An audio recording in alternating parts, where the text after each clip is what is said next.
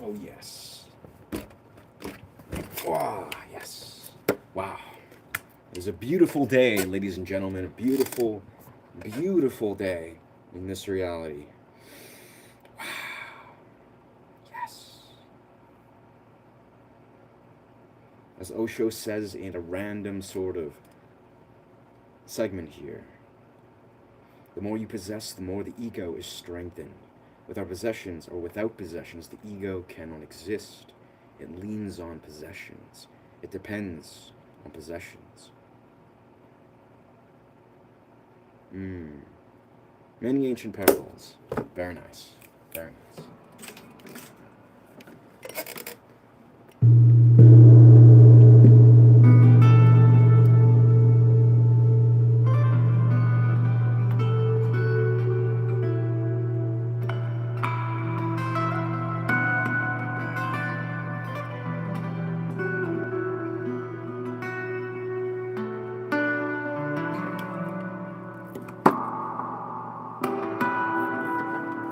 Welcome to this live stream.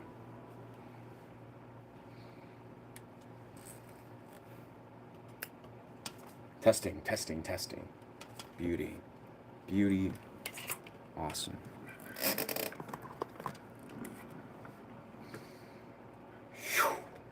Hashka. Hashka CM. Hashka. OCM.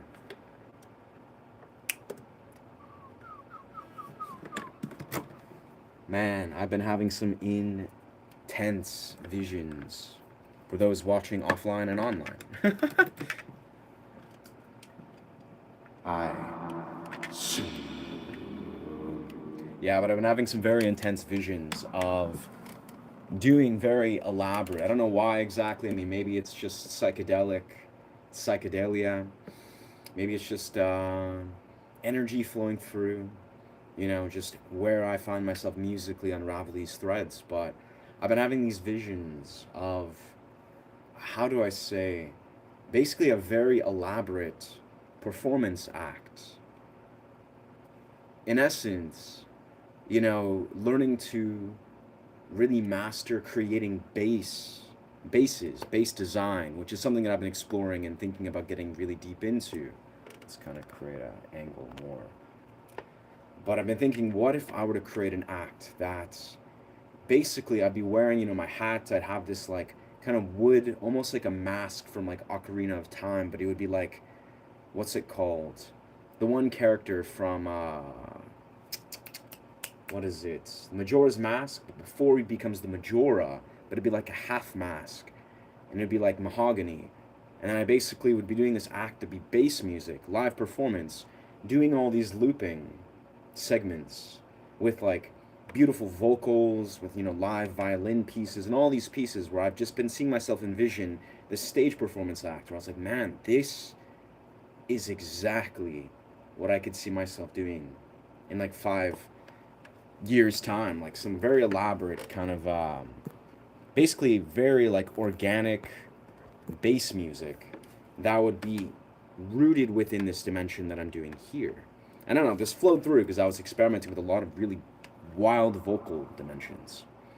No, I can't sing Justin Bieber.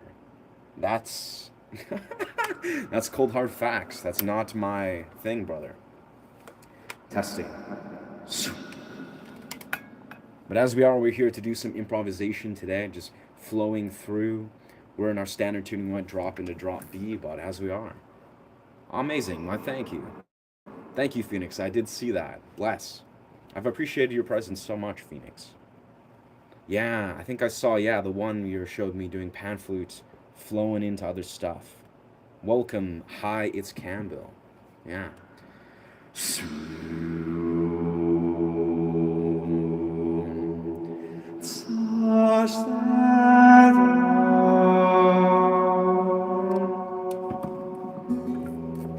Just kind of warming up our vocal, warming up our setup. Definitely got a very deep sleep though. Very deep. Yeah.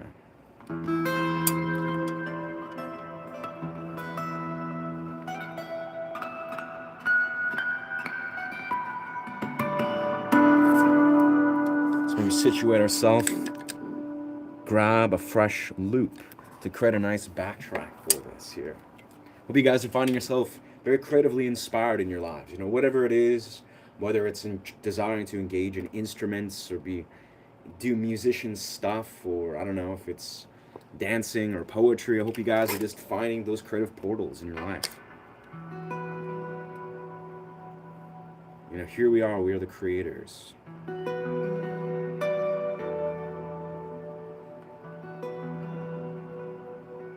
Here to create in this existence.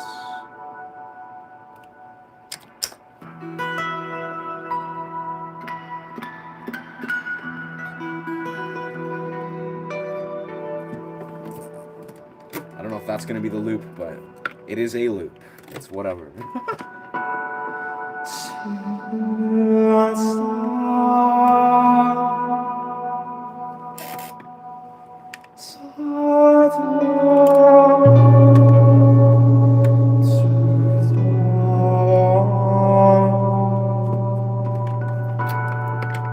Harmonics all day long, baby. Man, I find myself, welcome. What's good, Tenacious? What is poppin'? Play Justin Bieber. Wow. Bro. No.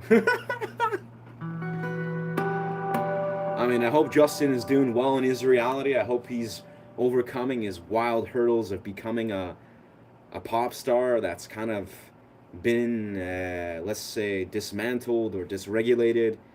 He seems like a gem of human being, but I'm telling you, I am not a Justin Bieber cover artist. But all the power to him. All the power to, you know, hearing or whatever music style resonates with you and gives you joy and inspiration. I feel like Justin's a gem of a human being in the real world. Not a fan of his music whatsoever. I can say that with utmost confidence. Lock in. All day long, brother.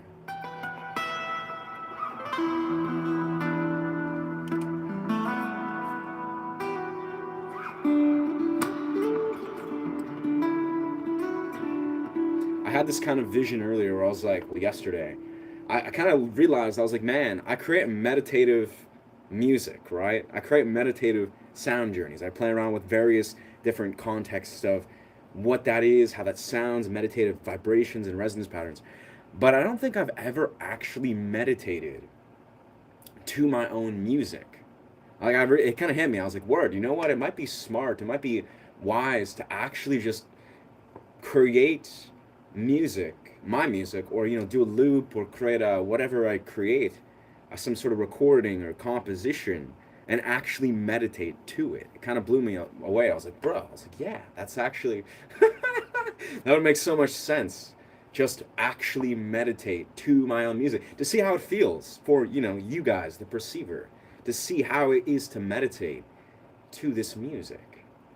It kind of hit me. I was like, I've never done that. So I think I got to do this. I have to try that. I have to, you know, really experience, put myself in that experience. So let's maybe try that even right now for a moment here. Just for a moment.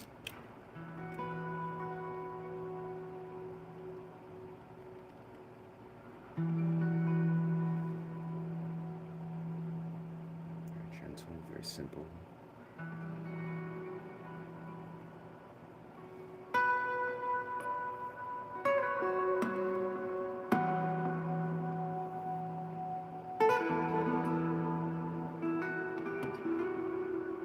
Something like that. That'll be the loop. I don't know. Maybe we'll create a loop on top of it and see how this feels in a meditation. I don't know, bro. Again, this is different because I'm looping it. I'm not like playing it live for you. But here we are. I don't know. Just how does the meditation state? I think those attacks... Actually, let's redo that. Those attacks, I want to make it very gentle. So there's no surprise attack in there. It just will be very meditative, no matter.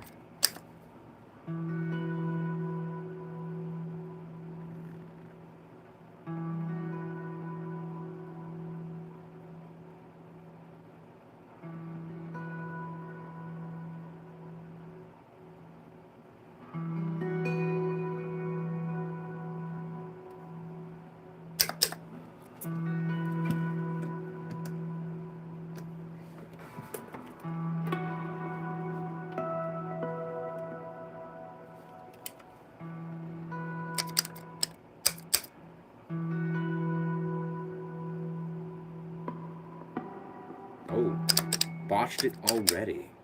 Magic.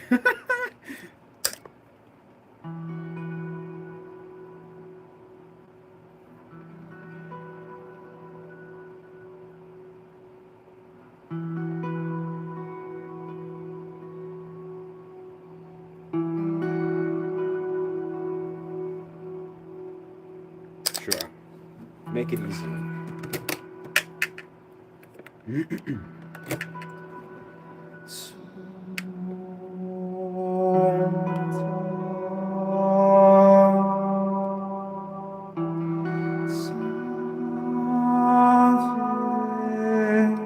Something like that. I don't know. We'll do that, and then we'll see how it feels to meditate to that. I don't know. This is splitting open the fourth wall to myself. Let's say.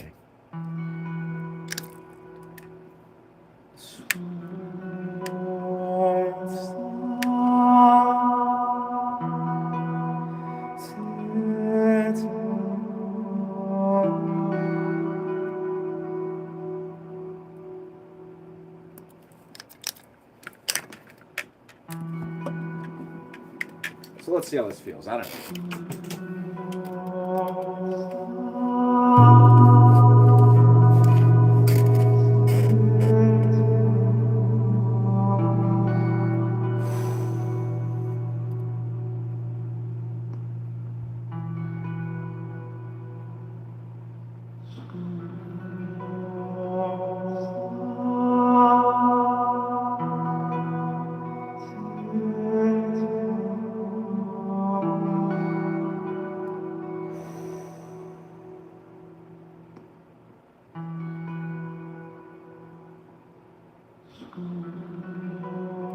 There's a little bit of discrepancy in the loop, but you know, it would be live, there would be no loop clicks, I would say.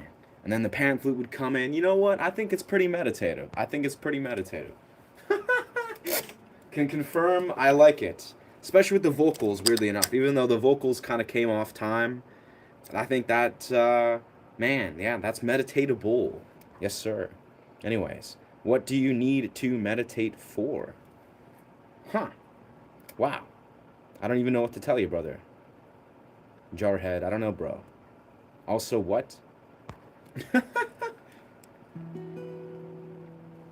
Oh, you're asking why. Wow, we're getting philosophical in a direct way. Interesting. Wow, okay, I mean, that's a beautiful question, dog, I would say. Why does one need to meditate? I mean, technically, you don't need to meditate. Let's be real here. I mean, you do in a very philosophical, spiritual sense, but why do I meditate? Why do I feel the desire to meditate? I'm gonna use a vocal sample because it's magical. Nah, I mean, man, why do I meditate? Why would I desire to meditate? Well, to make it very simple, is because I feel the desire to meditate. You know, it's like when you feel the desire, like this is an interesting thing, and this will resonate and make sense if you know, find yourself desiring or engaging in altered states of consciousness, whatever that is, however that appears. That could be, I don't know, you feel love and joy in your life, or I don't know, maybe you sit with psychedelic medicine, or I don't know, you go through some sort of thing that engages with the quantum or an altered state of consciousness. What you notice when you engage in an altered state, quintessentially, this is my experience at least, is you feel into a different vibrational experience. That is maybe a higher vibrational experience, maybe it's your higher expression of self, whatever it is, right? When you're in that state, you know, you've graced or embraced this altered state of consciousness that is typically a higher vibrational experience. The natural, organic default of experiencing that, it's a felt experience, it's not an intellectual realm, is to just be. It's to sit with it, it's to sit with your breath, and then you suddenly realize, how beautiful is it just to be, just to breathe, just to experience your body, just to not be, you know, locked in or, you know, sucked in or absorbing all these kind of lower vibrational sort of materialistic programming things, you know, the world around you or technology. You literally can value and appreciate the simplicity that is just sitting and doing nothing and breathing. and sitting with stillness and your thoughts.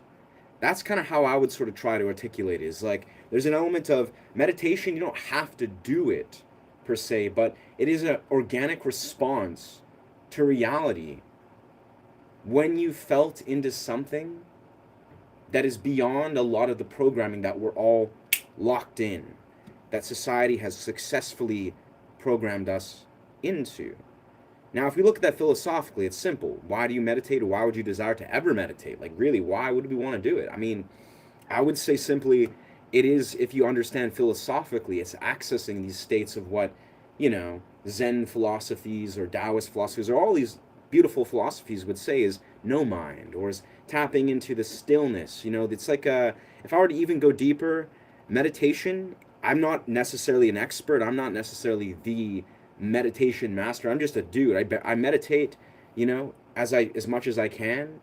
But I would say meditation is a higher state of consciousness that you can tap into. It's learning to engage in the quantum. It's an infinite portal that lets you, on a philosophical way, begin to create a relationship with the non-material world. A lot of us were addicted. Like, this is the essence of it. If we're going to get kind of psychological and philosophical, and this is a lot of this is actually touched on lucid dreaming books. Meditation, in essence, is giving us an ability to form a relationship with the non-material. The non-material, which, if you understand, the quantum particles are 99.999% repeated empty matter, non-material. The greater construct of the universe is in the non-material. The dense material world that we experience, that we're addicted to, that we believe is real, is 0.0000001%. That's the material world. The non-material is beyond. Now, we have to actually learn to tap into that. We have to step outside of the material world to even acknowledge and understand what the non-material is, what it feels like, the infinite nature of what it is. But yeah. So that's how I'd approach that, brother.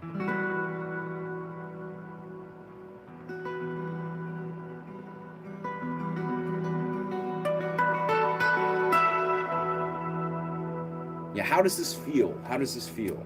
This is standard tuning 440. The last couple days I usually go into my alternate tuning. It's kind of, we've been playing around with angles here. I feel like these angles, for some reason, feel a little more natural. Like this is like a weird offset angle, or it's more naturally, I don't know, balanced. Yeah, I don't know. Bro, you have a $1,000 iPhone. Nah, it's just a Google. It's a Google Pixel phone. Yeah, simply calling it substances is very reductive. Yeah, reductive. Yes. Yeah. Share your diet, workout routine for having this cut physique and sharp face. Well, as I like to kind of playfully express, thank you, ancestors. Thank you, genetic lineage. I mean, I can't take any credit, bro, for my genetic structure. But of course, yeah, bro, I'm healthy as fuck. Like, genuinely, I'm like, think of any quintessential, like, little stereotype of what is healthy.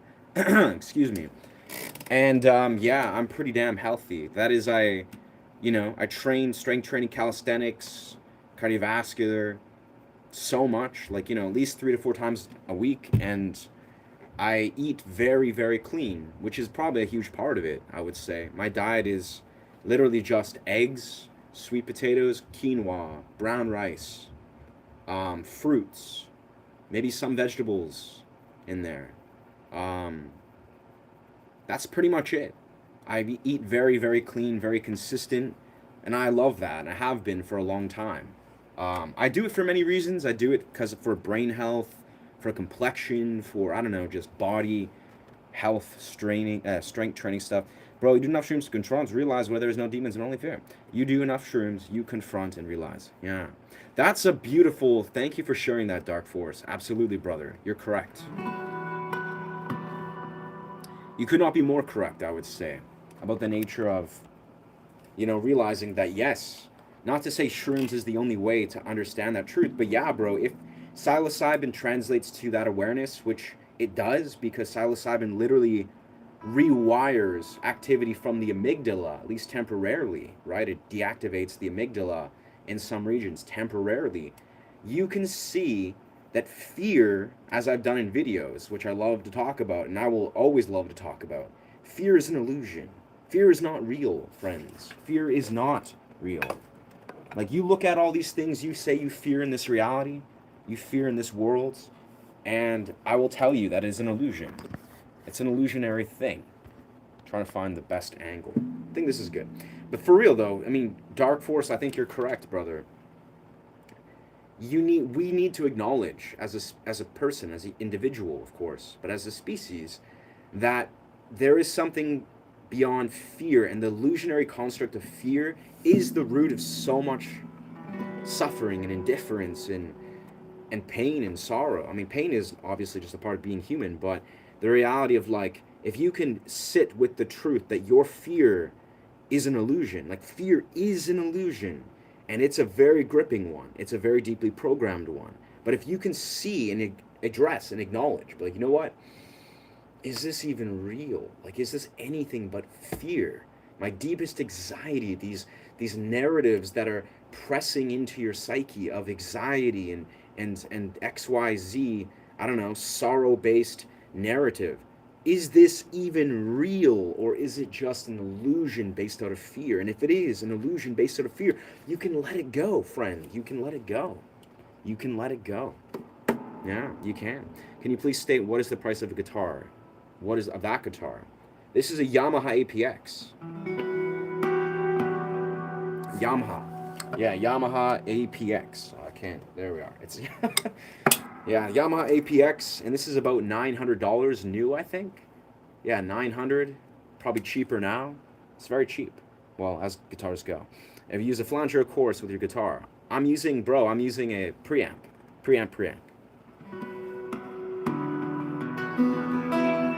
All right, we're locking in, friends, because I'm feeling very musical right now. As I usually am, but like, I'm just like, I can't even express, man. There's a lot of melodies flowing through my brain for some reason, like outside of the stream space. So let's see what happens now.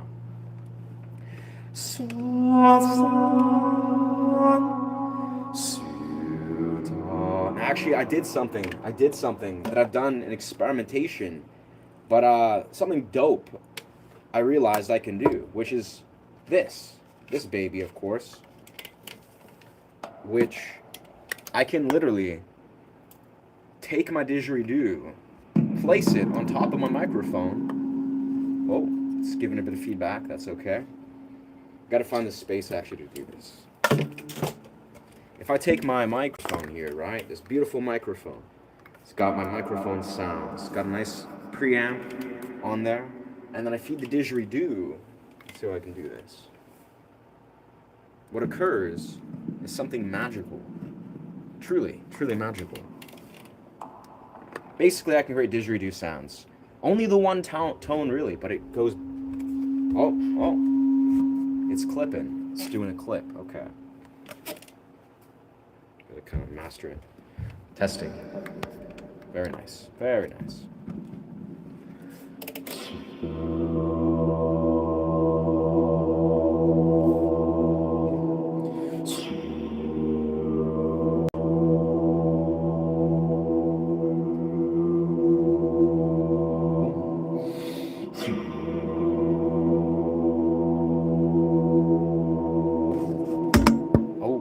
There we go.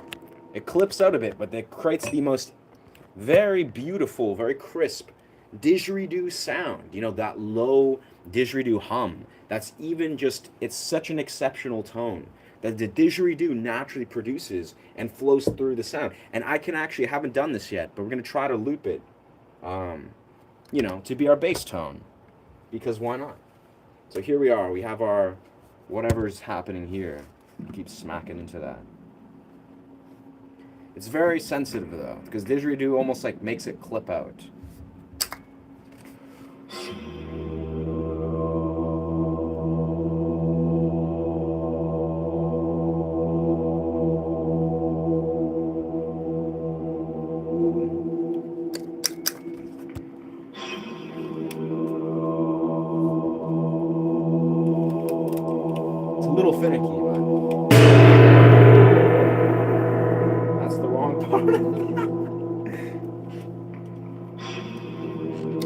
That was jarring. That was a jarring sound. That's not the sound.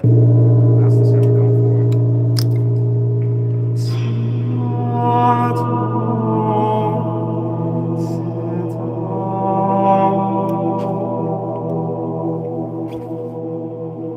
Kind of works. Kind of works. Kind of works. I think we gotta kind of lock it in a little bit more. That is, we gotta kind of find the right placement of the didgeridoo.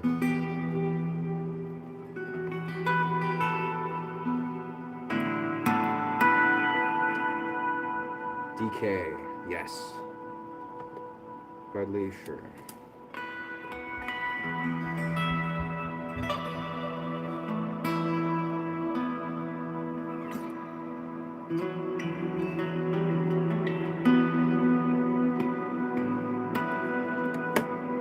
Can you sing a note? No. Johnny Cash? No. Honestly, no. No. I'm not sure how to do that, bro. What do you think about Dadgad?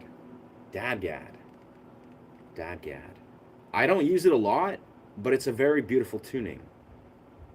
I think, what is it? Yeah, I haven't played Dadgad in so long, but it's a very famous tuning. I'm a very big fan of not doing what a lot of people do. You know, it's like, I don't know, I go against the grain often. Like, if people are like, everyone's like, yes, do this tuning or do this construct or play around with this as like a trending thing, I often am very detracted from that. Not to say that Dadgad's probably magic, but I don't know. I've never really seen the value of Dadgad. I think it's really, really good. Maybe this is my call from the universe to do Dadgad. It's very good for tapping combos, I've been told, but it's not my thing. Yeah. He's also a twin. That is so cool. Yes. This is why I am like I am. This is why I'm so insane in some way. Or at least creatively evolved. Maybe not necessarily that. Creative evolution doesn't have anything to do with being a twin necessarily, but I think it's why I've been... Yeah, I gotta figure out. But this is part of why I am how I am, is I am an identical twin. It's not a walk in the park. It's not a walk in the park, being a twin. It's psychologically challenges you in many ways. But it also, if you conquer those challenges, you become a better human being. This is the reality. You know, you overcome challenges and then you grow. So I think being a twin, it really invites you to overcome various psychological challenges. Yes, sir. Anyways, you become Morpheus. You're becoming Morpheus. Ah, that checks out, brother. Being Morpheus, because you look like Heath Ledger. Yo, thank you, brother. We love Heath Ledger here. Rest in peace, Heath. I swear I say this like twice a day or 3 times a day. How many ever times I'm on stream. But since being on this stream space, everyone's just like making that connection that I look at Heath, and I've really just become enamored with Heath Ledger. He's just a very beautiful human being, honestly. Like, and weirdly enough, the more I've understood and learned about who Heath Ledger was, I actually feel like I have a very similar energy to him, for some reason. I mean, he's a completely different person, but and he's a very like extraordinary, extravagant person. Like, as an actor, as a human, he was a very rare dude. But weirdly enough, to learn that I'm like a dude who passed away very tragically, you have a similar physical appearance and energy, blows my mind, because I don't have a similar physical appearance and energy to pretty much anybody. I mean, people say I look like a lot of people, and I have a twin, but to be like, oh, this Heath Ledger guy who's like a gem of a human who's now passed, it's very touching.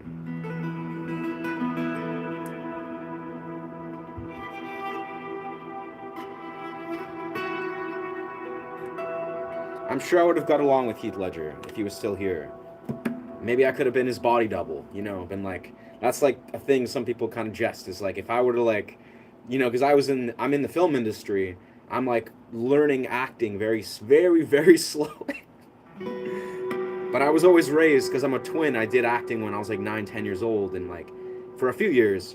So it's like I could have been Heath Ledger's body double. Like, I could have, if I, you know, if he was still alive, it would have been like, I'll be the stunt double, or not stunt double, but his, whatever it's called. Yeah. Bro, you ever thinking about doing a collab with the Theremin guy? The Theremin guy. Isn't the theremin like it's like a meme instrument though? It's time to bring back the real Joker. Huh. Wow.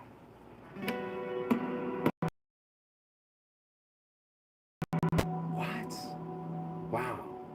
Bro, I would never think I look like MGK, but that's high praise.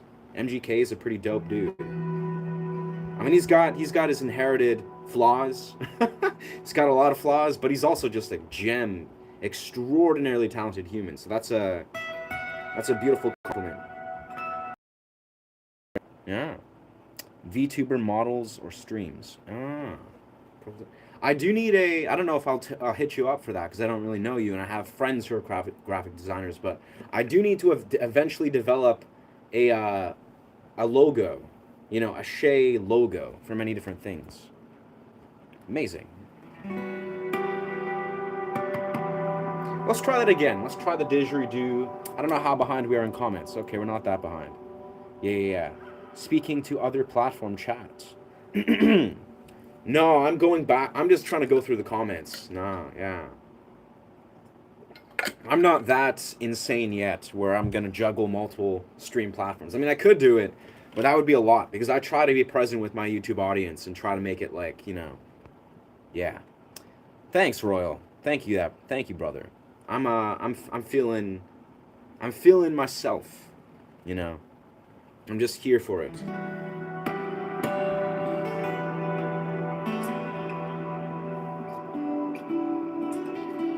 I'm also low-key happy that I've kind of recently got this inspiration to be like, man, I think I have what it takes to blow up on shorts in a simple way where I was like, you know what? I think I know exactly what to do to blow up on shorts algorithm, which is not even that significant. Shorts are kind of like subpar, but I think I could do this. I think I could like do exactly what I'm doing. I've like recorded a bunch of really valuable like 30-second clips and being like, yo, the thing is, like, hear me out. It's like the whole simple, it's a simple idea, but I'm just like, word, what if I just do things being like, so you only have 30 seconds and I'm going to teach you XYZ.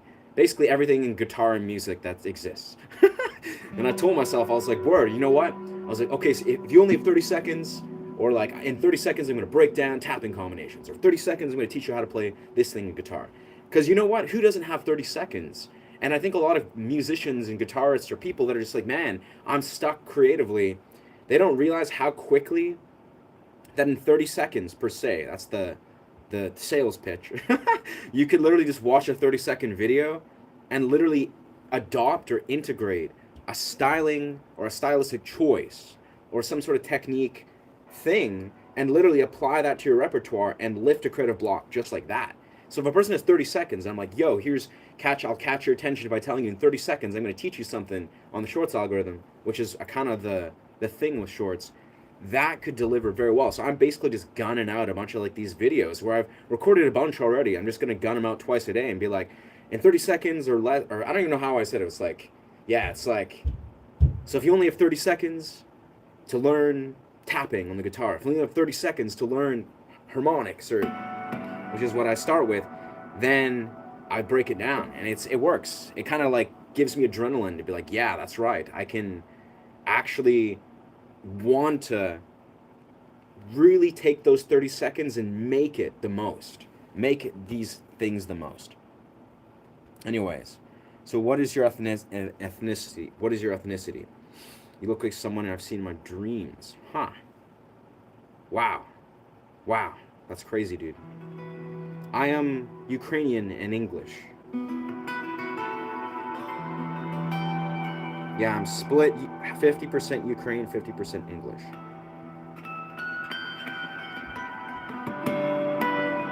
But I'm honestly neither culturally. I'm just Canadian.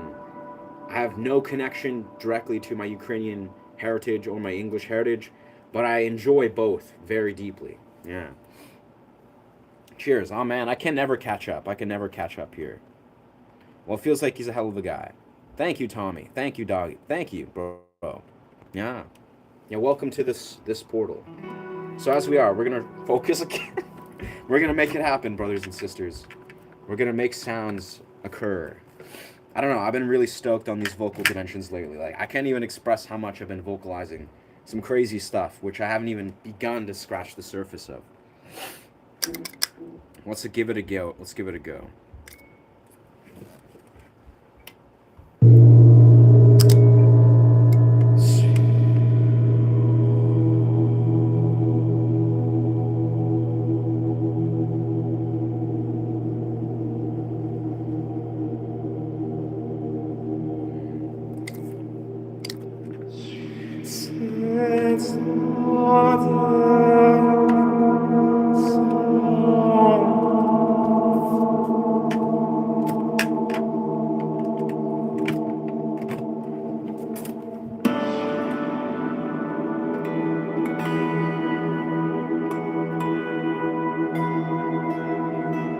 I think I gotta be in alternate tuning because I'm singing in an altered, well, minor key.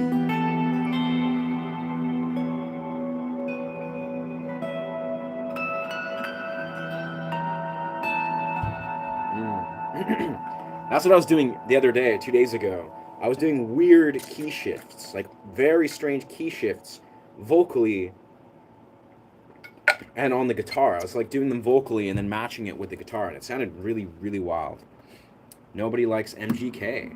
Nah, not really, bro. I mean, honestly, everyone throws salt at MGK, but dude, I mean, he's controversial shit, and I think he knows it. He's trying to milk that. Um, but I think if you really look who's beneath the facade, and maybe he is just a facade that he's playing, and I don't know, he's got some shit he's trying to work through and does too much, I don't know, cigarettes or something.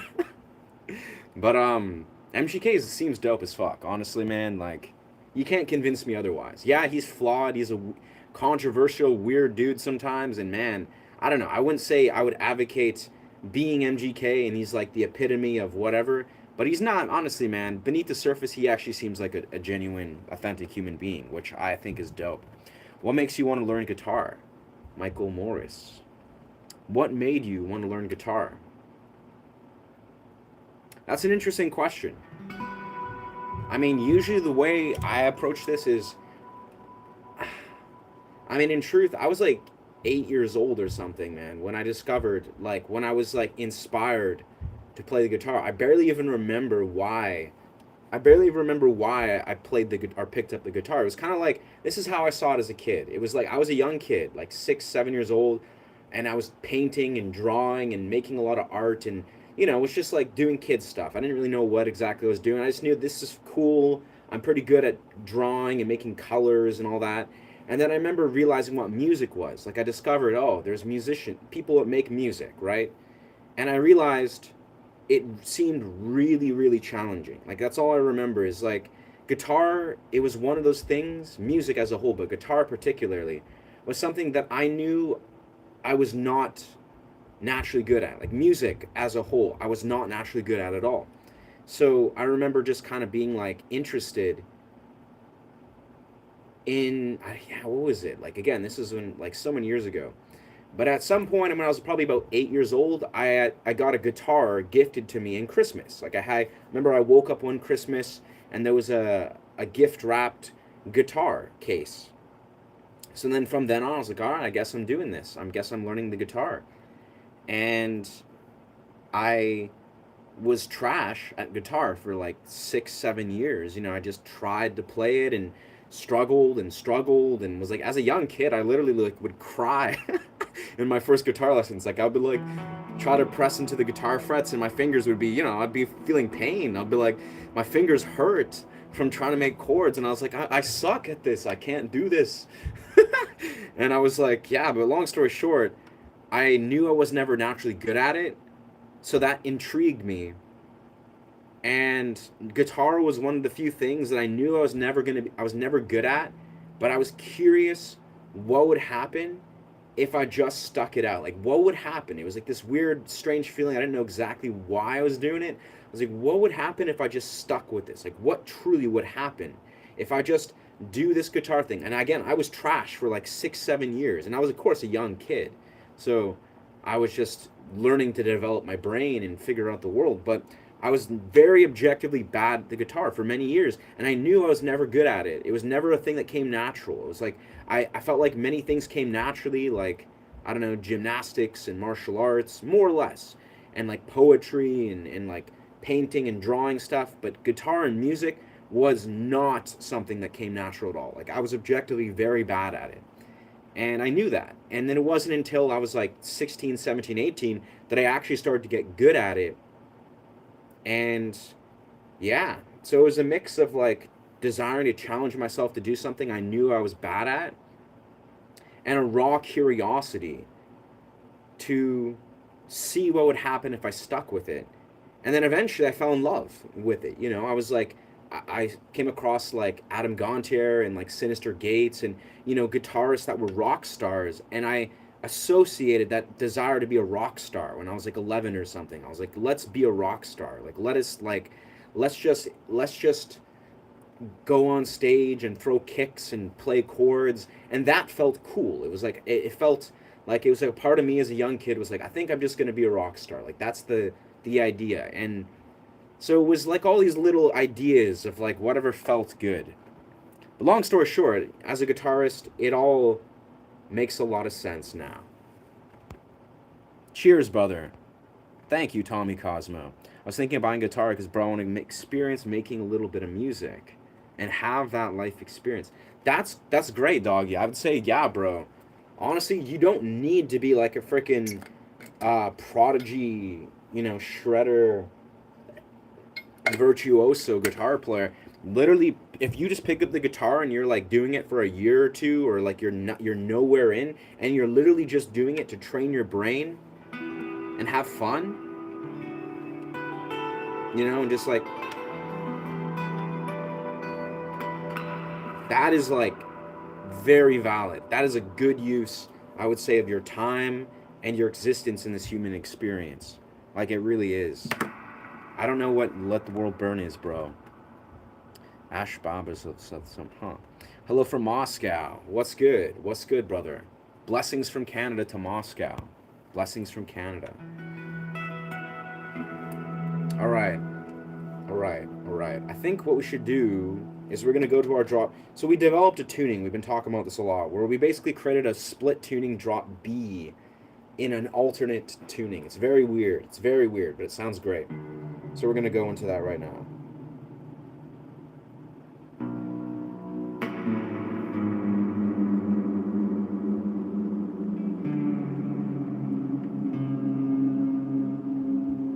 It's a very weird tuning, but it sounds amazing. It sounds very good. And that's kind of food for thought. This is maybe your sign from the universe. Very few things evolve you, like if you're a musician or a guitarist or whatever already. Truthfully, alternate tunings is a extraordinary way to very actively exercise composition and those creative ideas. Like playing an alternate tunings, Andy McKee, he's actually one of my core inspirations. But alternate tunings are one of the most exceptional ways to learn how to chain together melodic ideas.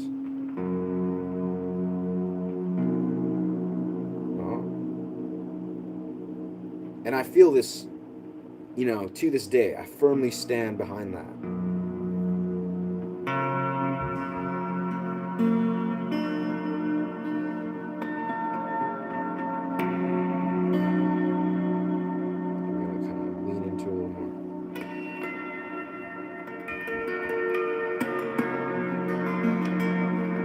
This is my alternate tuning. I think we're in there. Whoa. Yeah.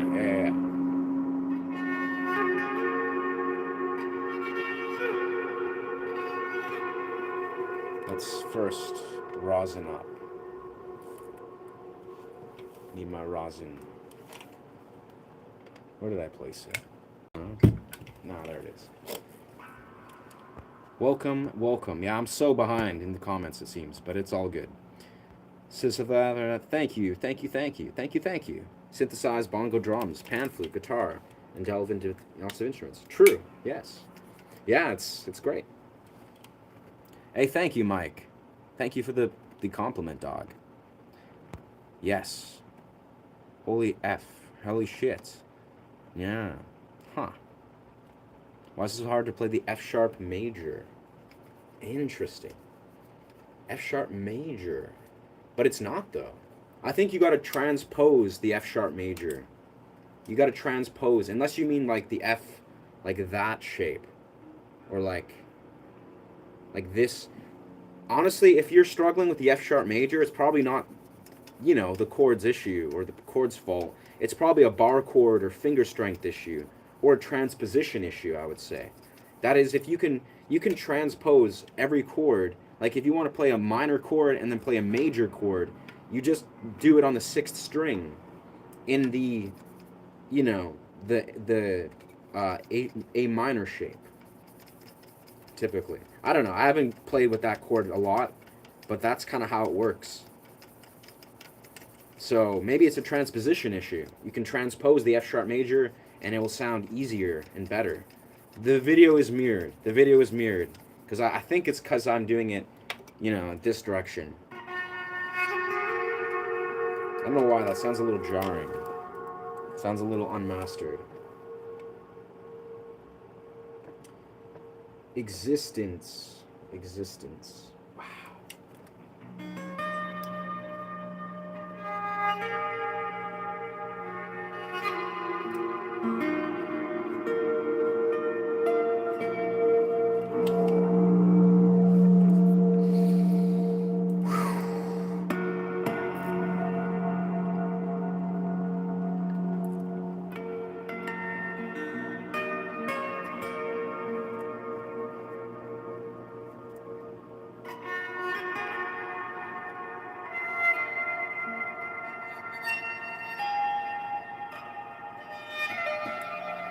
Something like that.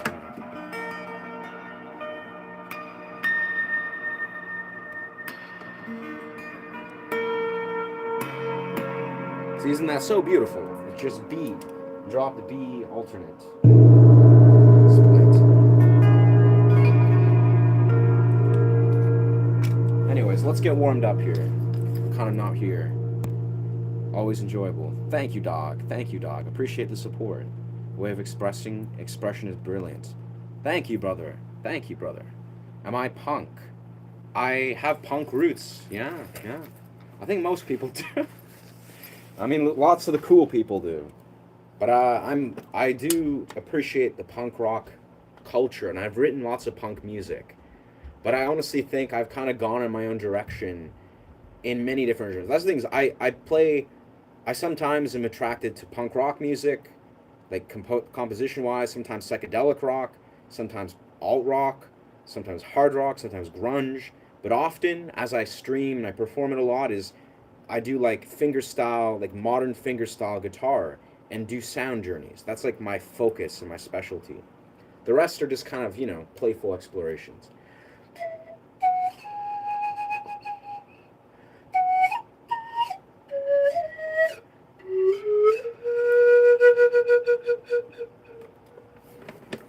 That's the thing is, I think music is like a continuum that the more you just give yourself permission to just flow with it, you're like, you know what, today I want to rock out, and tomorrow I want to do whatever, I don't know, play jazz or something, then you just let it flow. Like, there's no reason to constrict yourself or confine yourself, especially when we're talking about composition.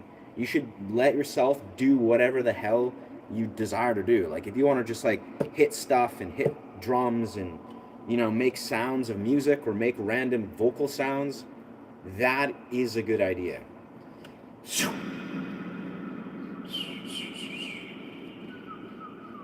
I suck at whistling. Yeah, anyways, I'm going to resume kind of what we were doing yesterday or 2 days ago. Where basically, as I recall, we're using intention within our... So we're basically being like, see into the deeper realms of your consciousness. I was doing this thing for some reason yesterday where I was like, doing really low sounds, almost being like, what if I spoke in almost like an ominous tone, almost like a weird narrator. I don't know how this would work, but it's like, yeah, it's almost like I'm making a strange sound. You are the resistance. No, it was even lower. It's like, You're feeling. Nah, I can't do it. I can't do it like I did yesterday because it sounds just like I'm making a voice. It was dope though. It sounded great.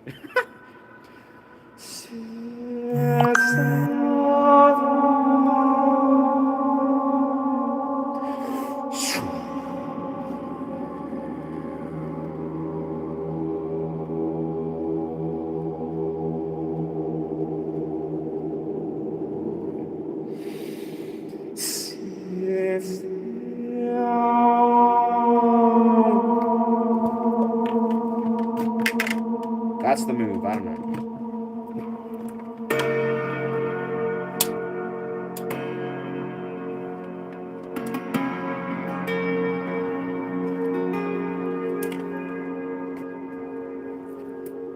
I want to wear my hat, but I also don't want to cut off my blood circulation to the brain. What makes you think in such profound ways? Word. What's good, brother? Nice to meet you, brother. I think you're assuming. I think you're directed to me. Oh, James Epilogue. Wow, very nice. Ah. Do you have a sound cloud? I don't have a sound cloud, actually. I would love to post music to Spotify in the near future. But yeah.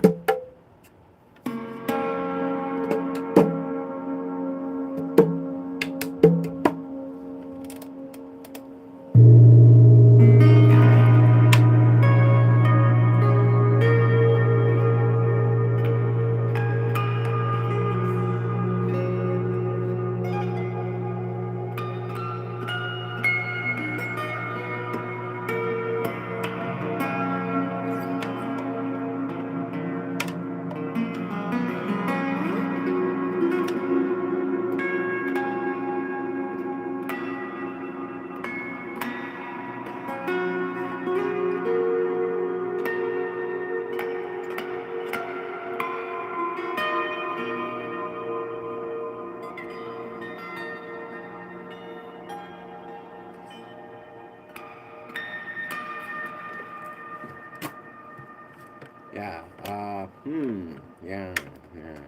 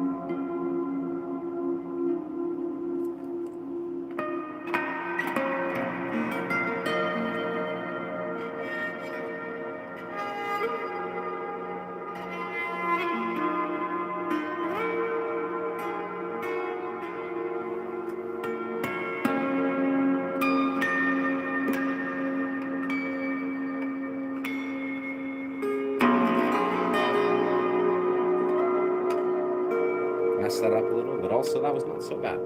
Are you the guitar player of Silverstein? Silverstein. Interesting. Charm a snake and rock and roll. Yeah. Let's warm up before the storm. Yes, sir. Yes. Yeah, James. Well, my YouTube is this YouTube. Um, my music is on this YouTube. My YouTube algorithm is kind of very meek when it comes to my long format, but that's kind of the way. That's what we're working on. Punk music was the major part of my childhood, but now I much prefer post punk. Post core. Post core is very dope. I feel you. Yeah. Interesting. Thank you for coming. Thank you. Thank you. Thank you. What made you think in such profound ways? Honestly, bro, to this day, I genuinely feel like a major reason why my brain or my consciousness has evolved in such a way is because of guitar. Like I actually believe this deeply. I mean, I don't know. I've also been a student of philosophy, organically since I was like 15 years old, and I think magic mushrooms has been a very major part in this. But at the same time, let's be real here. Guitar is a portal. Philosophy is a portal, right? Like these are portals we can independently access. Like if I'm just like, hey, guitar happens, I'm making notes occur. I've chosen to enter this portal.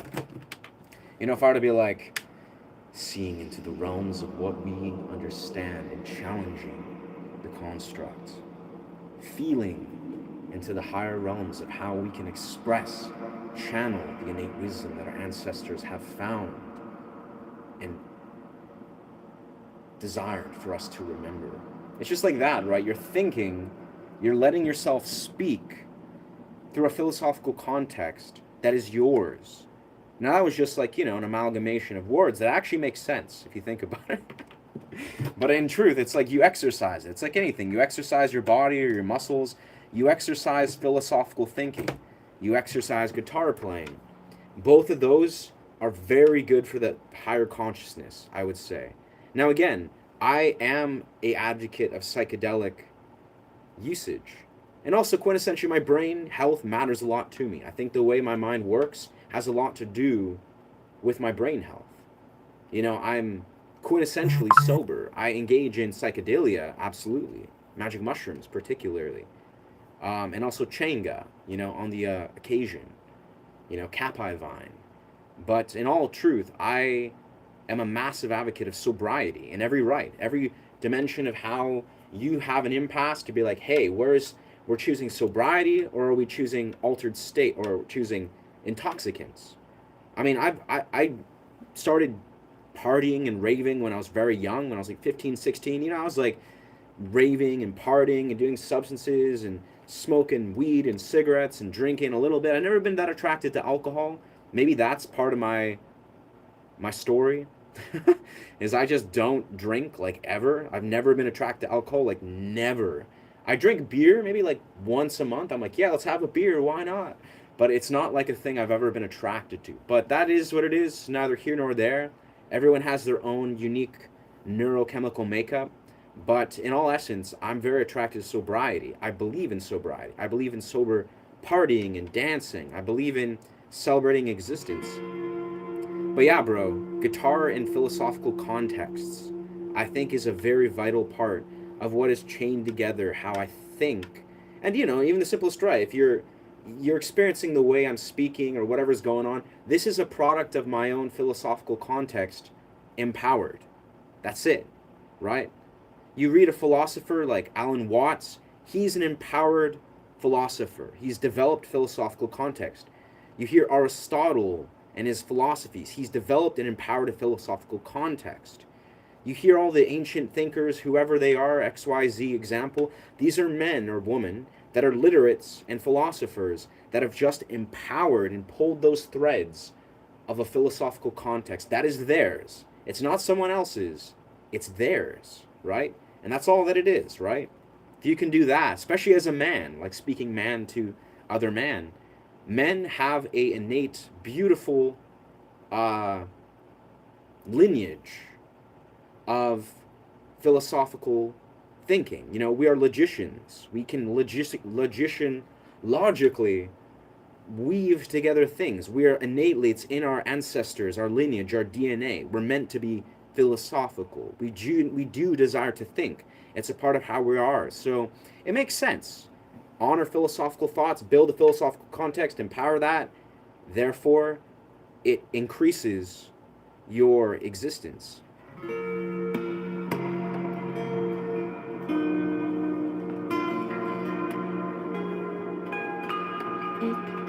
And psychedelics happens to go hand in hand with those kind of things. Not saying you must do psychedelics or whatever. You can do these things completely sober, but exercising philosophical thinking, very good for the soul. You know? Giggling stoner. Nice. I like your vibe. Thank you, Unless. Save some ladies for... There's billions of ladies, brother. There's billions.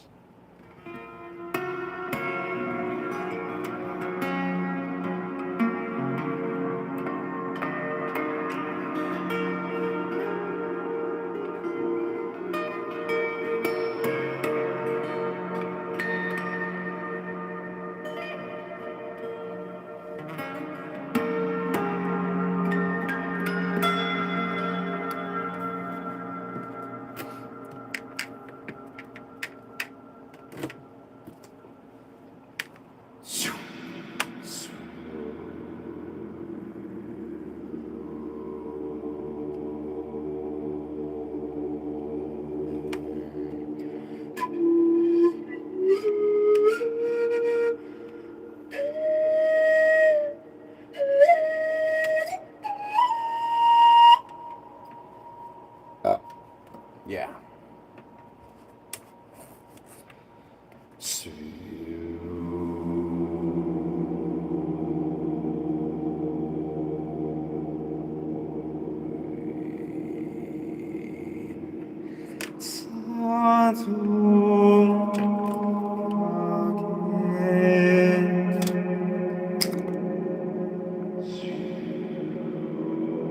Let's do a fresh loop. Let's just do it. I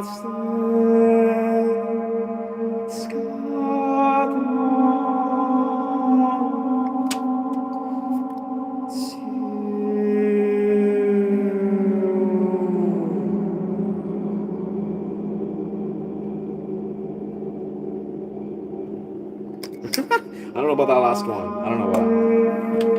My blood flow just gets too destroyed. That's the thing too with this microphone setup, it can clip out pretty easily. That is, I can like it can clip out the vocals, so I gotta like do it lightly, or sometimes be conscious, or else it just clips out. Thank you, Phoenix. Thank you, you're magic. Antonio, yes. You're not Brian May. Who is Brian May though? Really?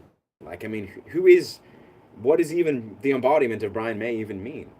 I mean, I know who he is. He's got curly hair and he plays guitar, but I'm me, brother. Do you use delay or reverb? I use a preamp. Yeah. That is a tone ramp. Yo, that's what's... Honestly, bro, I love it. It is a tone ramp.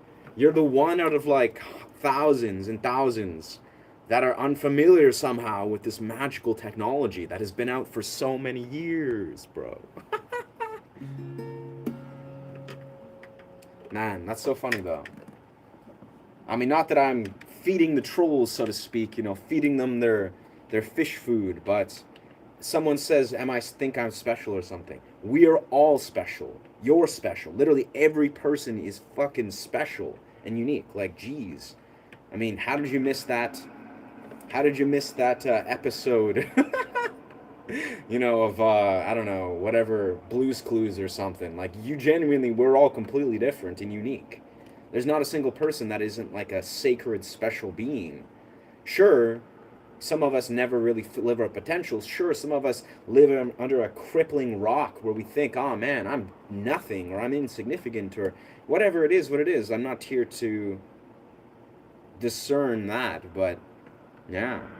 I don't think I'm special at all. Like, I like to keep things in perspective, but I acknowledge we're all special. We're all unique. We're all, like, without getting too off that point, is like, you do realize, right, how fucking rare it is that we even exist, right? You don't realize how, like, if you really think about it, like, you exercise the thought stream of absolutely how astoundingly rare that we even exist as human beings in 2026, in this unique, very bizarre time. in this earth. Like the fact that we as biological beings, as humans, even exist as we do in this crazy ass time, that is bizarre. Like that is beyond rare, beyond miraculous. Yes, we're all like very, very rare and special in the most active sense. Yeah. But I am myself. That's all I know. I'm not a special snowflake in any regard.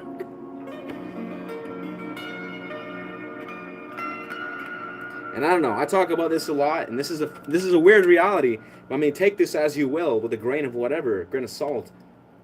I am. I like to say this very, uh, very directly. Is that anything and everything that I do, pretty much anyone can do. Now, of course, I'm unique. Where it's like Osho says, we're all incomparably unique. But the reality is, basically anything I've done, pretty much anyone can in some sense too. Not everyone, of course. We all have different paths and karma and journeys. But what I'm achieving musically, as a creator, as an athlete, as a dancer, a lot of these things, pretty much anybody can decide, be like, you know what? Sure, I'm like 17, 18 years down the road with a lot of these endeavors. Like, that's the truth. But a lot of these things, I was literally never naturally talented at any of these things. I just woke up one day and was like, you know what? I want to try doing this thing. And then I just kept doing it. So, like, the reality is, like, I want to kind of paint that perspective is I'm not some, like, genius, talented prodigy. I mean, I don't know. I have a good brain and a good head on my shoulders, but anything that I've done and accomplished, most people can do. If you want to be a content creator, you want to be a guitarist, you want to do any of these things, you want to be a philosopher or a free thinker, you genuinely can do these things. Now, obviously, your day one isn't going to look the same as my year 18 or whatever, but, realize that, yes, there is nothing that makes me inherently different or special. Basically anything that I've accomplished, most people have the capacity to do it. Now, whether they do it, who knows? I don't know. We all have different traumas. We all have different wounds and perspectives on why and how we get to where we are. But reality is, you can go down that rabbit hole and exercise playing guitar for X amount of years. You can, in fact, honor your health and develop your brain and become an athlete. You can, in most cases, unless, the entire odds of the universe are against you, you can do this shit. Anyway, food for thought.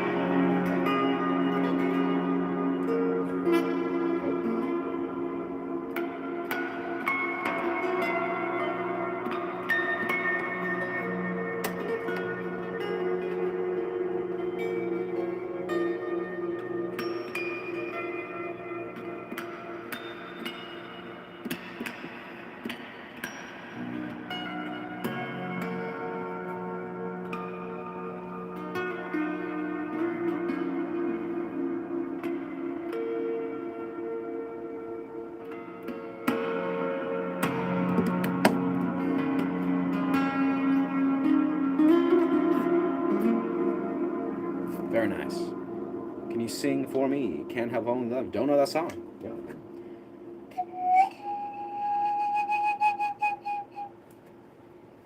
Thank you for being here, friends. Thank you for listening. Thank you for holding space for yourself. Thank you for showing up in this existence. and as you will.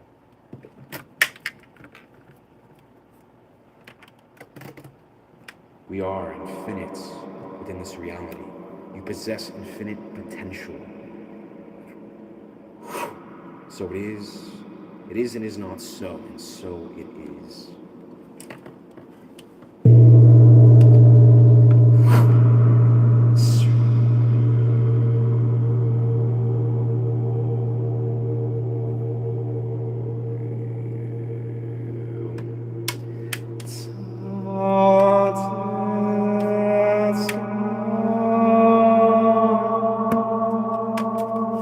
Let's give this a go again. It worked so well yesterday. Today it's kind of like clipping out a little bit. Move our light a bit. Even the funny thing is I can actually even just regularly sing through the didgeridoo. If I'm far away from it, I can't do it when it's close because it's too much. Oh, yeah, it's if I hit it very gently, it clips. It's got to be very. Oh, yeah, it just wants to clip. I have to find probably the correct setting so I'm not overwhelming the didgeridoo or the mic with the didgeridoo. There's a way to do it. There's a way.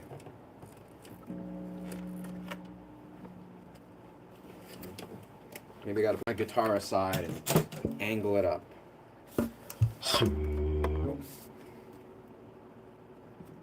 Getting there.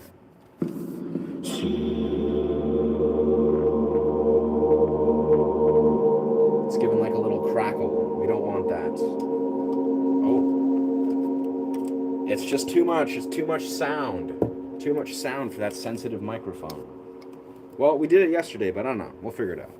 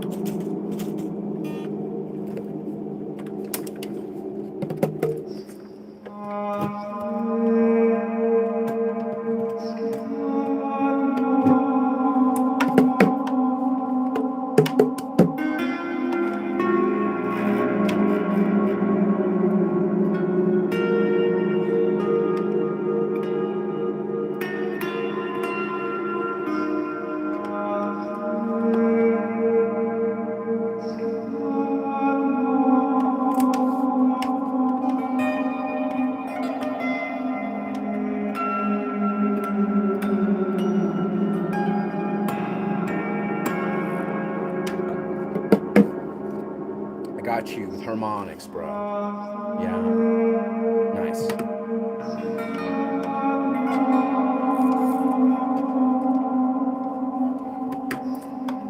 All right. I laugh like the Joker. I've been told that. Yeah.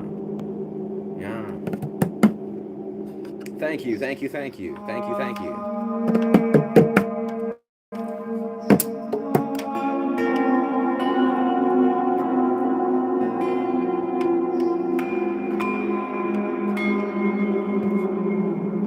Got you about the harmonics. We got all the harmonics all day long.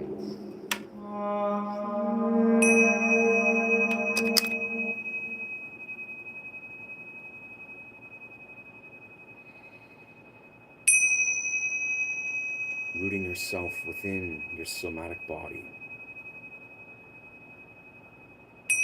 Honoring the somatic experience, the felt experience. Vibrations that flow through your experience. Introducing a heightened awareness to the resonance patterns that are flowing through you. Introducing an awareness to that which is within the felt experience within the body, beyond the mind's illusion.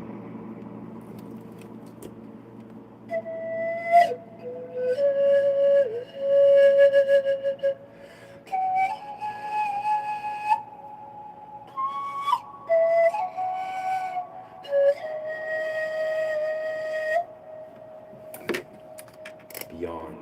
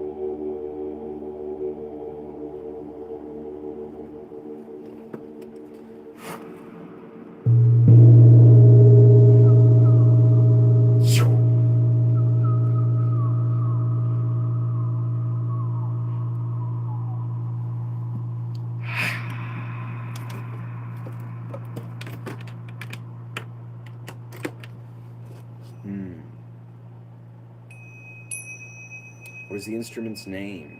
We have a pan flute as a Romanian nai. Yeah, this is a Romanian nai, as it is. Yeah. That's one. Yeah, sick. Cheers. Thank you. Aw, thank you, Phoenix. You're exemplary.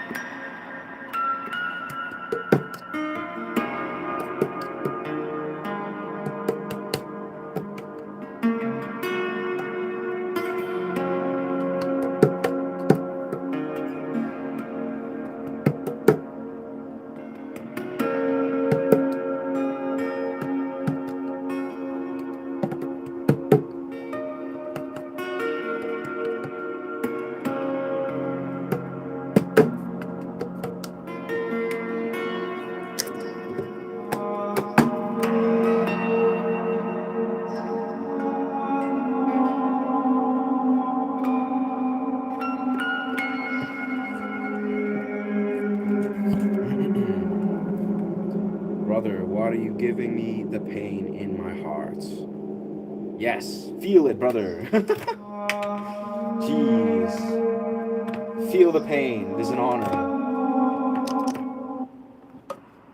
The heart resonance, if we're going to get deep in this, yeah, to feel into the heart resonance can be such a revelation, right? To feel, be like,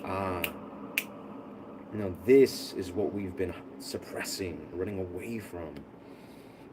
The deepest truth, the deepest love that we are deserving and worthy of, but it can feel like very intense. It can feel like pain, sorrow, but it is not the pain and sorrow of love and heart resonance that we're really suffering from. It's the attachment. It's the attachment to something. You have to just let it go. You have to just be at peace. Because love is not suffering. That's not love. Love is beyond suffering. It's a higher vibration, right? And you can confidently let it go. Let go of the attachment of trying to hold on to something that is not the higher expression of love, right? Because if it's not the higher expression of love, then you're just attaching yourself to suffering, needless suffering.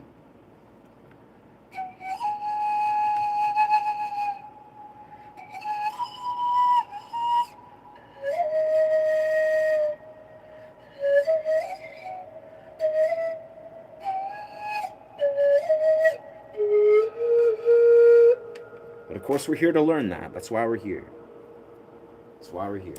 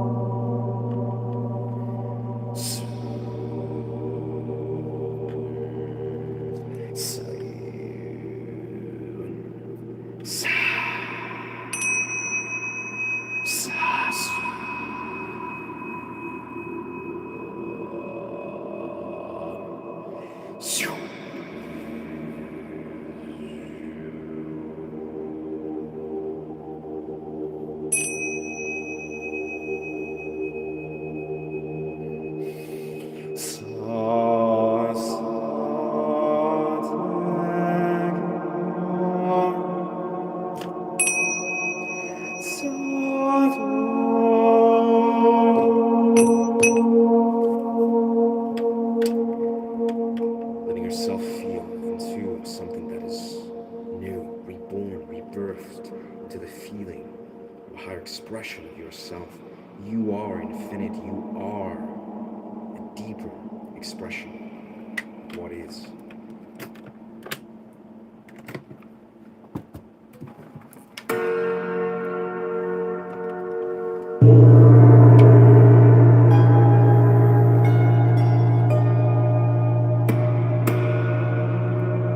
Loop this, bro.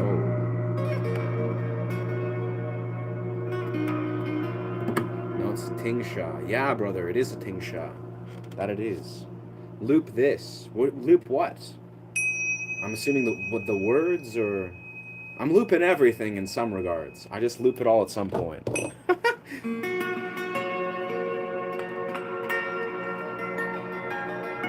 Maybe loop the voice, loop the words. I don't know if that's... Let's give that a shot. We'll save the loop and then we'll add on the loop. Because, you know, let's see how it flows. Understanding you are a higher expression of what is. Oh, I don't have the plug. Okay, I didn't have it plugged in. It's not plugged in. That's all good. Thank you. Yes. Big success. And it's with nah, like a loop pad. A loop melody is different in octaves. Oh, yes. I gotcha. Yes. I have that possibility. I can hop on Ableton and loop everything through Ableton. I don't have a loop station. I hear ya. Loop padding, yeah. At this point, we're just doing singular RC loop station looping. It's pretty good though. It offers something.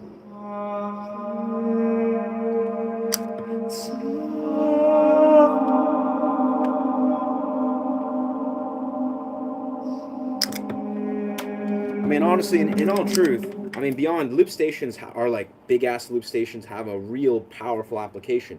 But I'll be honest here. I mean, unpopular opinion. I don't know. It's a regular opinion. I think most people don't recognize how easily looping can overwhelm your actual natural composition ability. Like, not sure if you're a musician that has that natural composition ability, or you know, that ability to basically weave resonance patterns together down, like you're a refined improv artist, then sure, you're probably not at risk for that. But I think it's extremely easy to actually overwhelm a compositional idea with loops. Like, basically, like, let's rely on loops. Let's do multiple vocal loops. Let's do freaking multiple this and guitar and all this and all a little violin here and that. And then suddenly you have this, like, this thing, which is great. Maybe it even sounds amazing. Maybe it does. Maybe you're just that dope. But the reality is, like, I think you're basically, you're shooting yourself in the foot to some degree if you're relying on loops too heavily. Now, loops have an amazing role, but personally, I'm a massive advocate of improvisation in the moment. You know, you're only as good of a musician, I think, in your realm of composition and improvisation as you are being able to soloistically improvise. Like, if you can be like, oh, I can do improv, one-hand improv, I don't know, do another thing. You can stream together cohesive ideas. What I'm saying is all in the moment. It's not about, you know, loop versus not, but how much are you actually trying to strengthen your ability to improvise? Just improvise. It's not about looping and improvising on top of, you know, loops that you improvise, but how well can you just improvise, period. And I think it can become a crutch very easily if you're not like that, if you're not already at that stage. If you are, then hell yeah, let's go. But I think a lot of people, you're like, oh, I'm a looper, and you're just crutching yourself from the actual ability. Not saying I don't even know a lot of loopers. I'll be honest, I don't know the mass majority of loopers, but I feel like that's the mentality that could kick in very easily. You know, you're not actually exercising the raw ability to compose and improvise in the moment versus just like creating a loop improvisation, which is not the same. Do they sound good? Anyway, let's get on the guitar. That sounds nice, but I kind of lost it.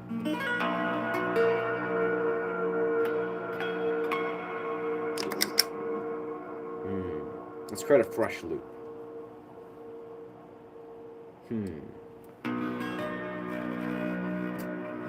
gonna try doing what we were doing the other day. We're just gonna improvise and then create like almost like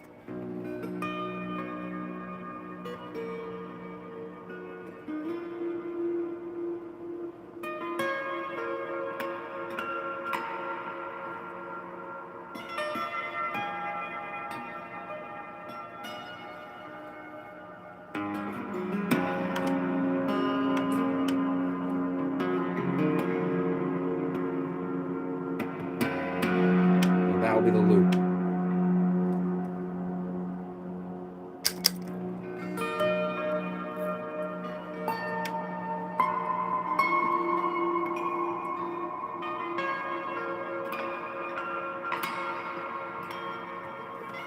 Just like let it loop out, I don't know.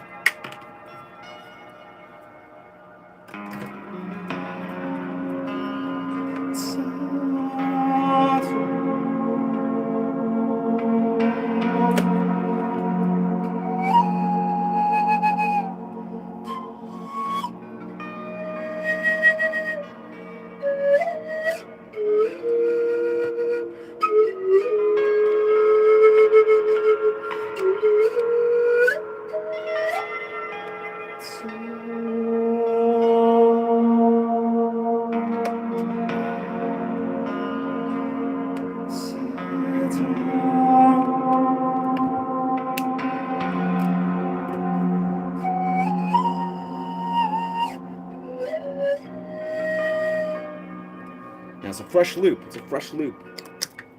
And then it's like eliminate and then create another fresh loop out of that. Just improv as it was. Then of course we're gonna pop back onto this baby. Yeah.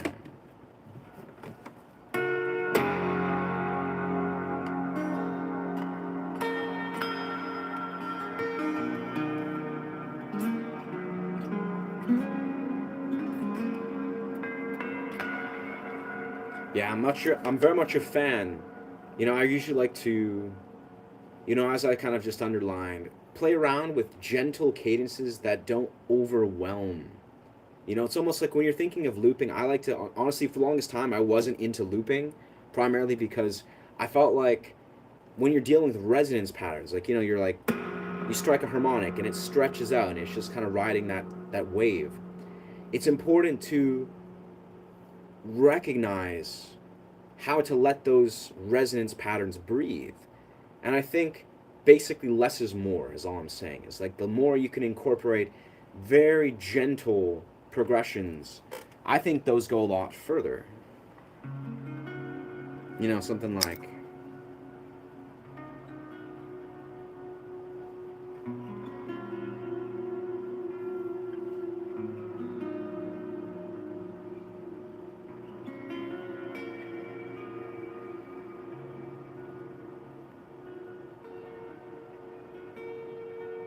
that kind of lost the cadence, but just like little gentle shifts. Little gentle shifts.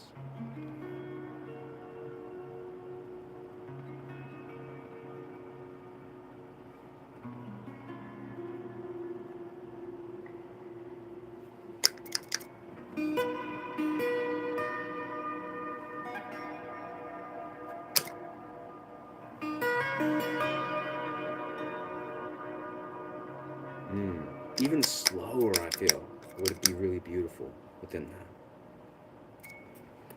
Yeah, I hear you, S-Dub. I get your loud and clear, brother.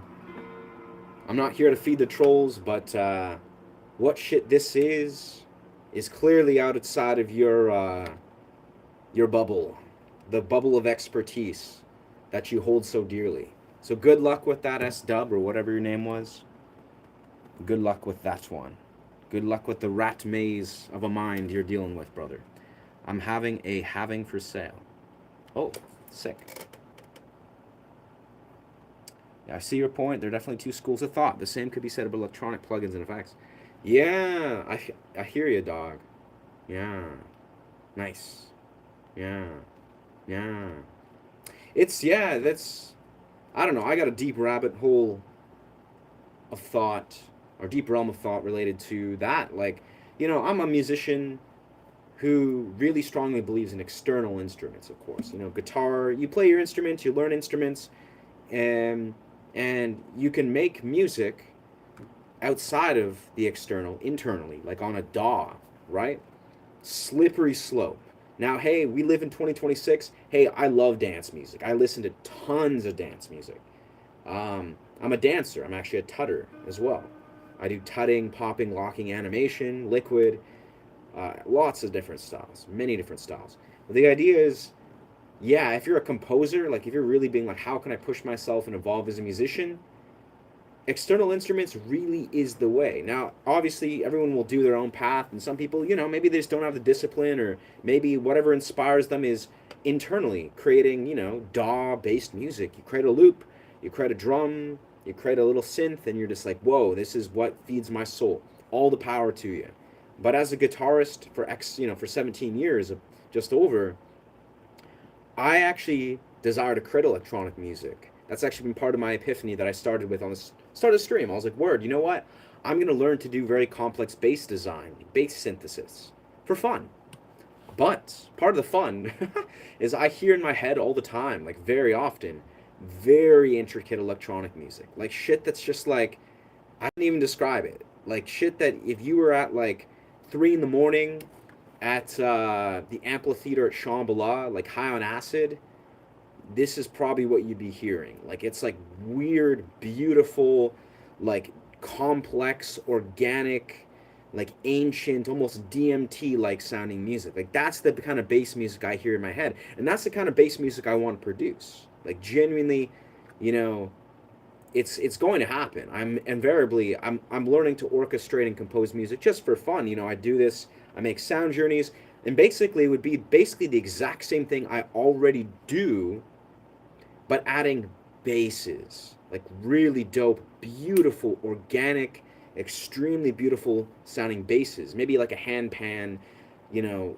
element in there with violins and pan flute and guitar, and it'd be like an orchestration, which, really good bass music artists, you hear the same thing. It's like they're creating like a journey, like a portal that's very like DMT-esque. And that's personally what I'm inspired to do. And to get to that point where you're creating like a portal, like a DMT portal, basically, electronic music wise, you gotta stretch your mind a little bit outside of the quintessential box. And how you do that is you just develop as a musician. You train your ear. Like this is all basically just a very long-winded way of saying train your ear. Like you can train your ear by playing a piano or playing a synth, and you'd be like bop bop bop. That's a chord progression. Or you can train your ear, deeply woven. You can basically go down a rabbit hole where you train your ear to such an advanced degree where you can do crazy, crazy shit. And like that for me is attractive.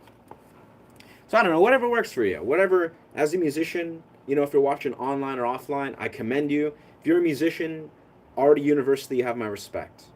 Whatever you want to make on a DAW, outside of a DAW, but in the realm of desiring to develop a trained ear to the extent where you can do magical things, I think the way to go about it is external instruments all day long. Learn a guitar, learn a violin, pick up a piano or sitting down at a piano. That's what's going to allow you to make masterful compositions. And there's no way around it, right? There's no way around it. If you're leaning too much in loops and synths and external things or internal things, and this is not news. This is obvious, but I say it from like a depth of experience of being like, there's no other way. You got to discipline yourself to focus external instruments if you desire to truly reach something extraordinary. Now, obviously, not everyone wants to, do that. Some people just want to have fun, which is cool. That's also beautiful. Yeah, let's pop in. Give recommendations that fit the description of what we just explained. Musically, yeah, bro. Shit, Atia, Skyzia. I can't say, I'll be honest, bro, these artists don't take it as deep as what I see in my mind, but they come close, I would say. Maybe I'll type that in the computer, on my channel for you. But Skyzia is one that sits in a realm where I'm like, whoa, like you're on the right track to make something like insane. There's other artists I can't really think of right now, I'll be honest. I'm sure I've come across ones that do that. I can think of a song that's in my head that's similar, but I always recommend, like just electronic music wise, Skyzia is pretty damn good. He's really advanced. Atya is also really. Those two artists, I have a lot of respect for. But man, as again, the portals that I'm trying to say, like I don't even know how to describe it. Atya sometimes does a good job of that. It's again, it's orchestration. Man, I have to really think about it. There's artists that I've come across, definitely, that have slowly dipped into those waters. Yeah.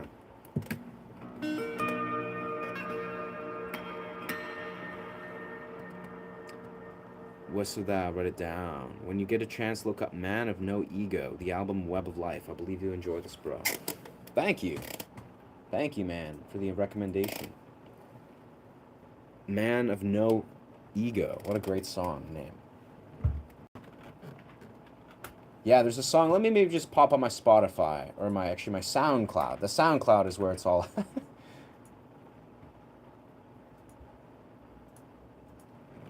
I know there's a few of the songs I'm kind of referring to on my SoundCloud.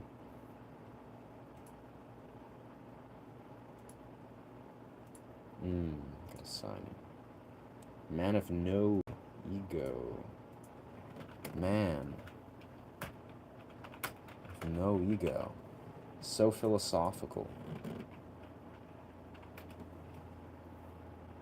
It's a sound healing ambient music project focused on spiritual growth, meditation, living beyond the ego. Wow. Oh, and project from spiritual teachers Alan Watts Osho and Ramana Maharishi. Jeez. That sounds incredible. Like, I don't even... Wow. Huh.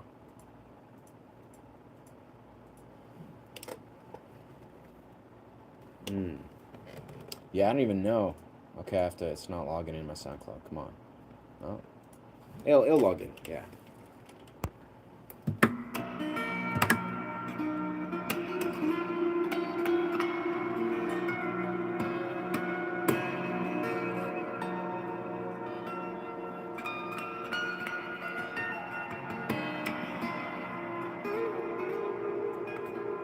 I mean, it's no... I don't know. I don't want to throw salt or even, like, discredit, I guess, electronic music artists, because I love electronic music artists. I listen to tons of them.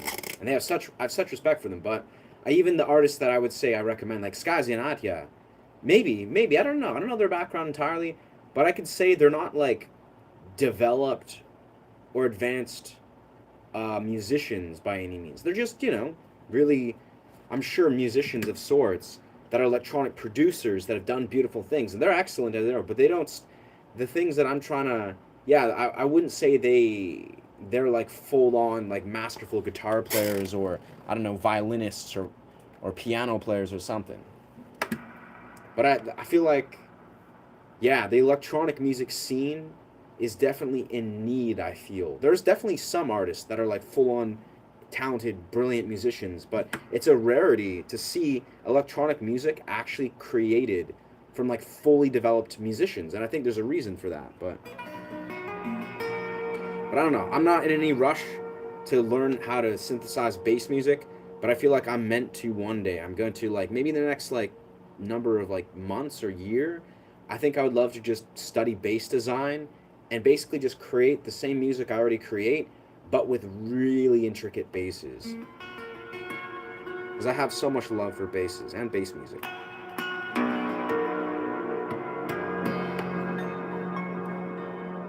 That being said, it's more for dancing.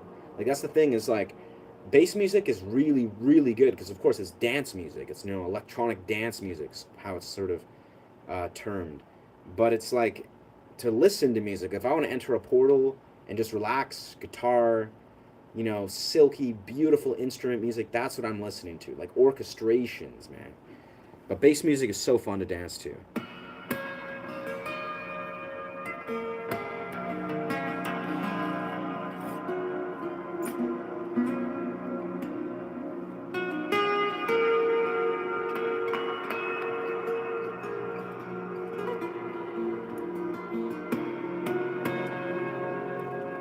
I thank you. Thank you. Thank you. Thank you, Lishimba. That sounds extraordinary, bro. But that's the thing is, you recommended an album that is inspired from Osho, Alan Watts. Like those are literally my top two philosophers. Genuinely, like Osho and Alan Watts are like geniuses.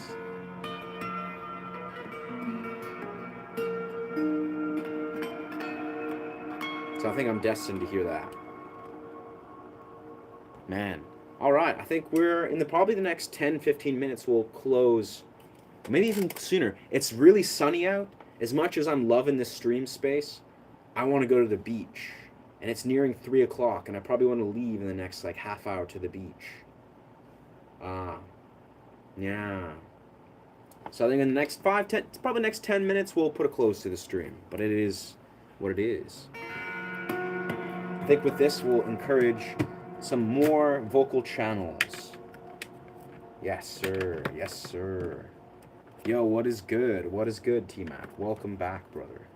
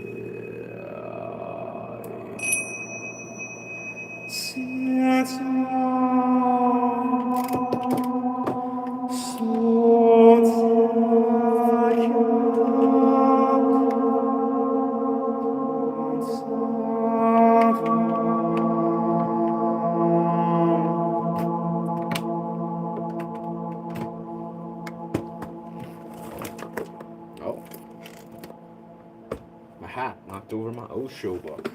Osho.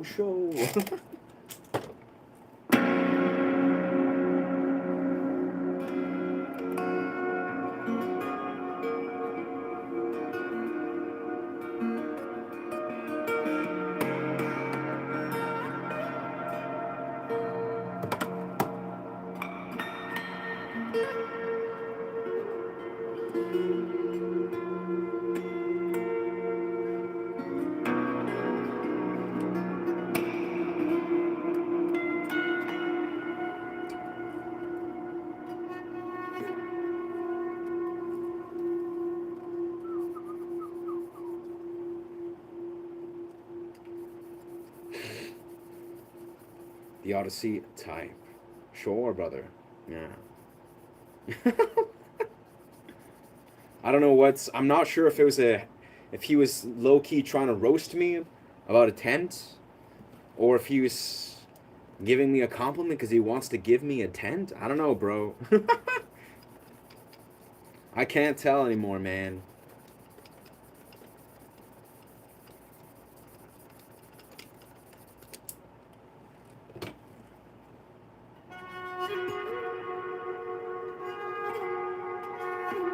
Everyone wants to be Matt Rife nowadays, it seems.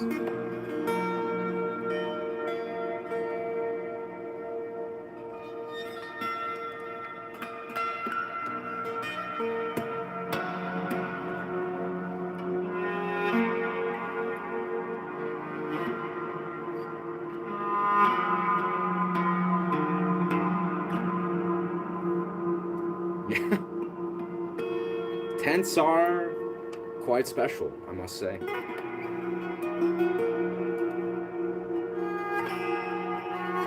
It's always good times when you're just out away from society, outside of those four-wall grids, the boxes we're all in. You know, tents are just a nice step outside of those boxes.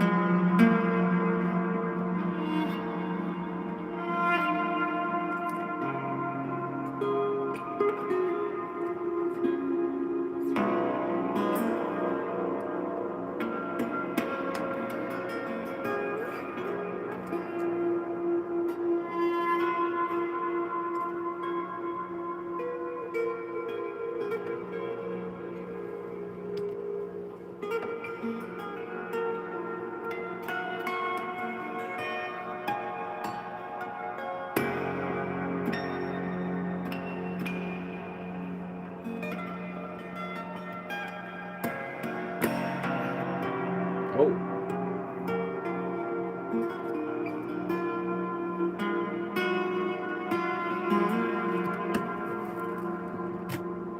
Very nice.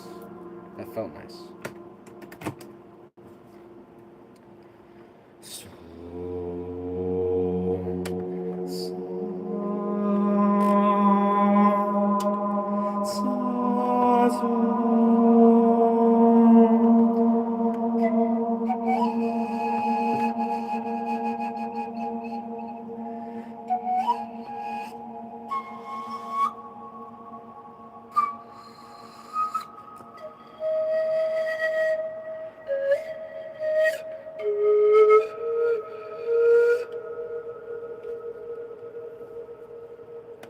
honoring that which is felt within your felt experience.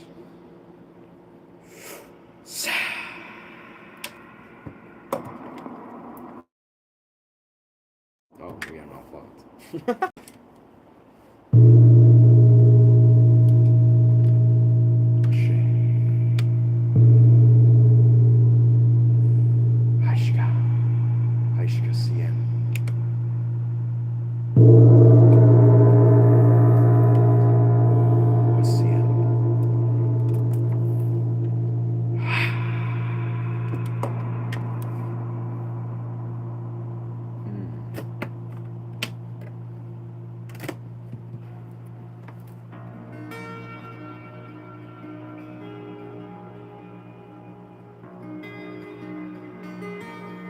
Way.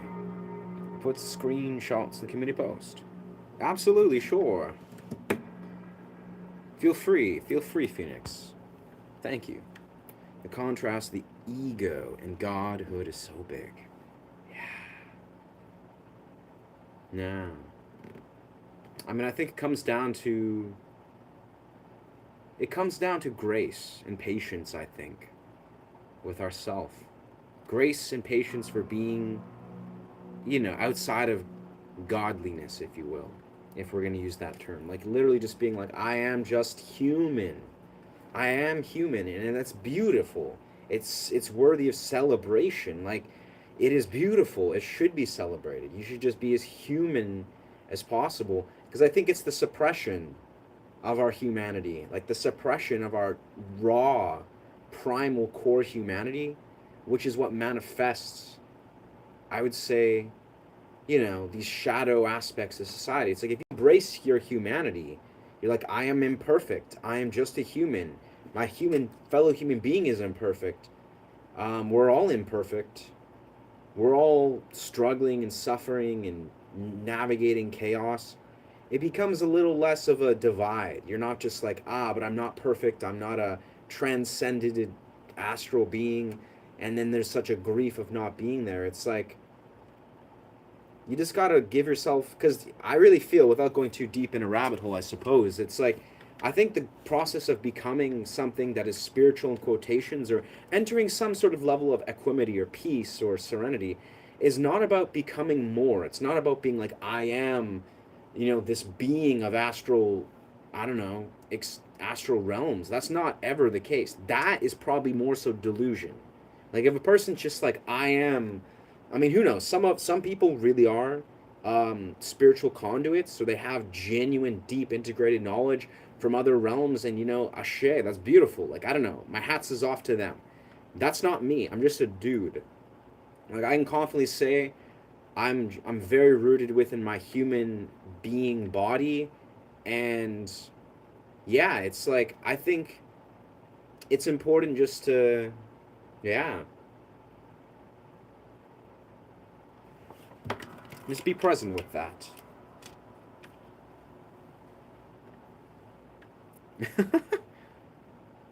The change of identity is pretty amazing. It is such a rich experience, this mystery. 1979. I don't know. Not a clue what that is.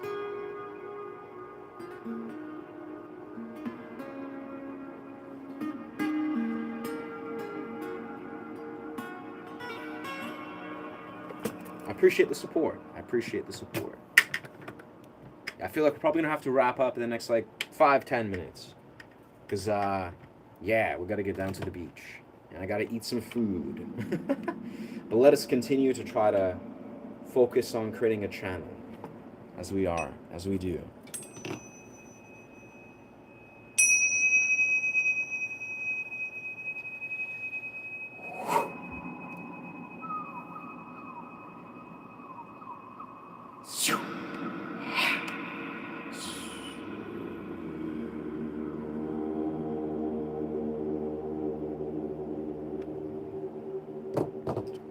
Seeing beyond, letting yourself acknowledge the infinite expansive nature of who you are, the beings that we are, letting go of the illusions of fear, the illusions of separateness, the illusion of separation.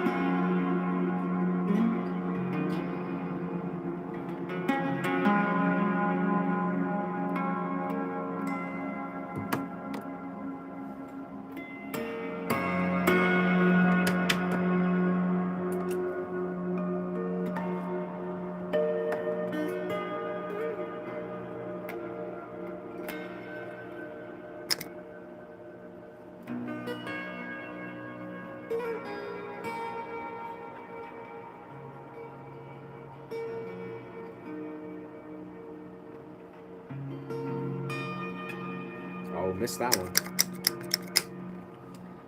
Well, let's do this very simply. Let's do our favorite chord here.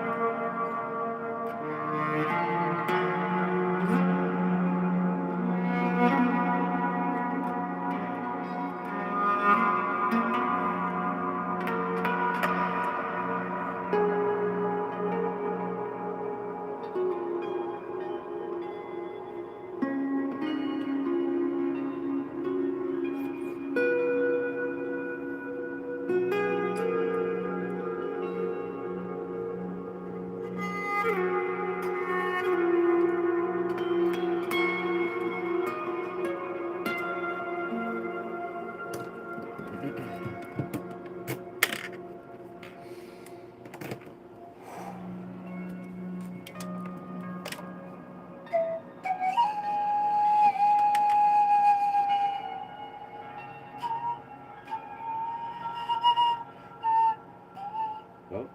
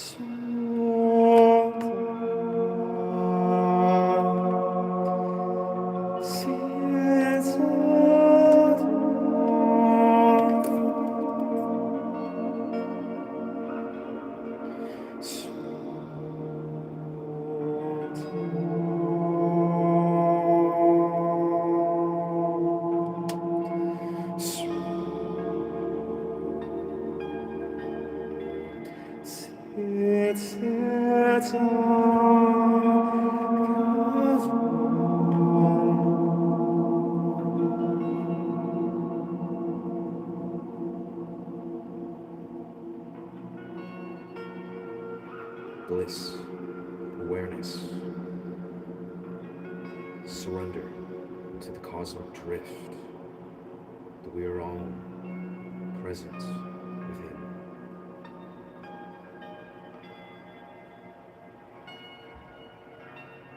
Surrendering into the ecstasy that is this moment, that is being in this realm.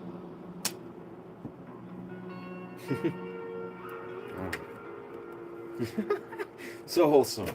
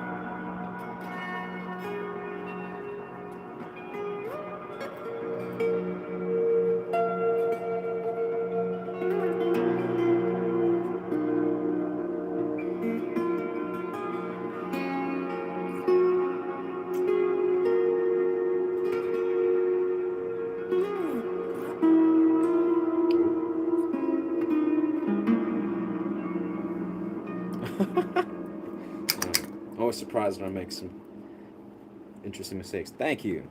Thank you, thank you, thank you. Thank you. Last Live There Live was eating a burger for 3K views. And then this guy. Wow. That's wild. Well, hopefully we'll get there one day.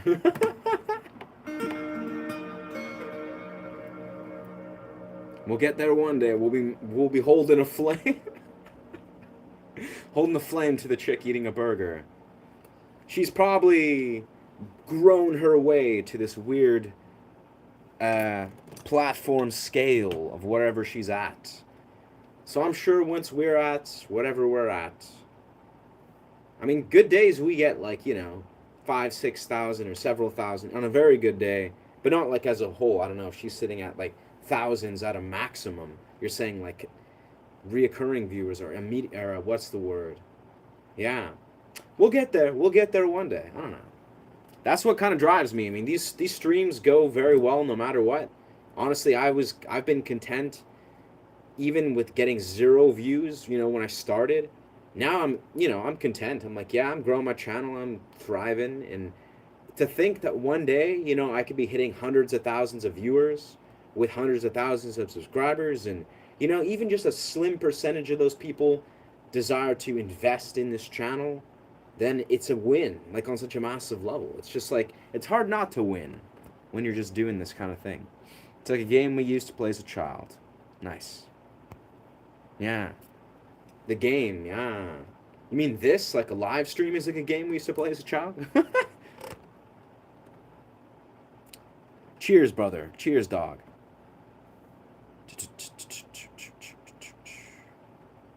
Mmm.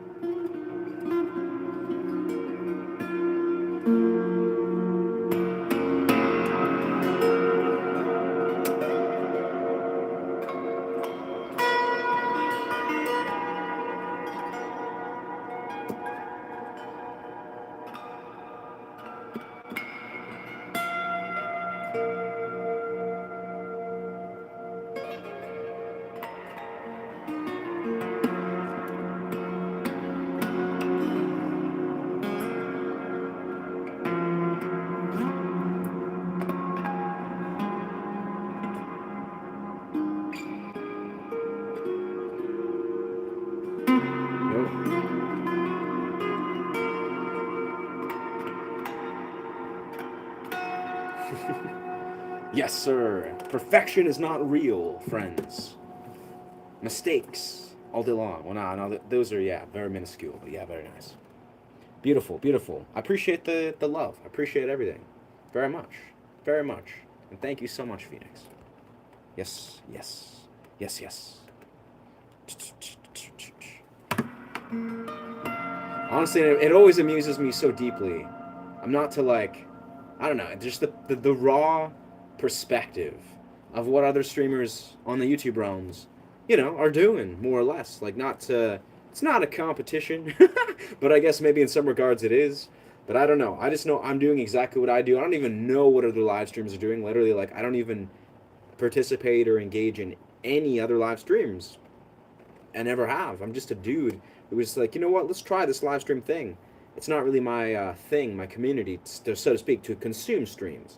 But as a creator, I like to say what I'm doing is unique. That's all I'm saying. Is like I like to say what I'm doing holds a flame, if not whatever the metaphor is. It out flames or outshines whatever's happening on the stream space. Just in the sense where it's doing something unique and it's resonating with people as the people it should.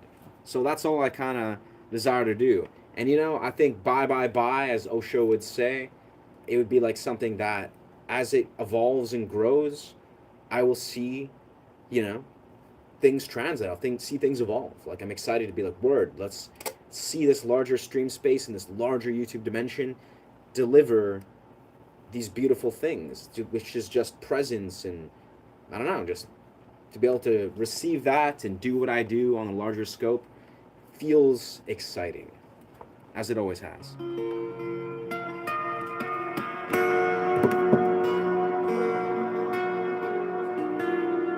Word. Well, I think as we are, it's a beautiful sunny day in British Columbia right now. So I feel like I want to get out into the human world. Yeah, magic.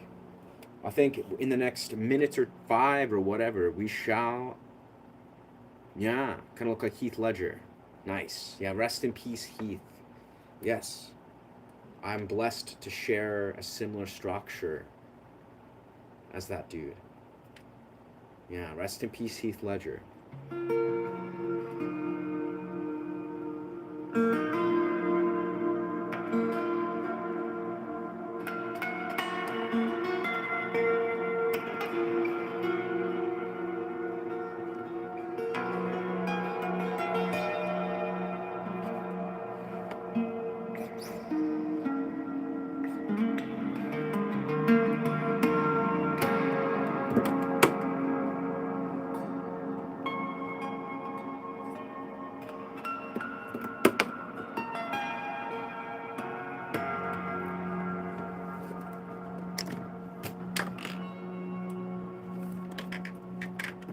Do a little, whoa, vocal domain to kind of end off this.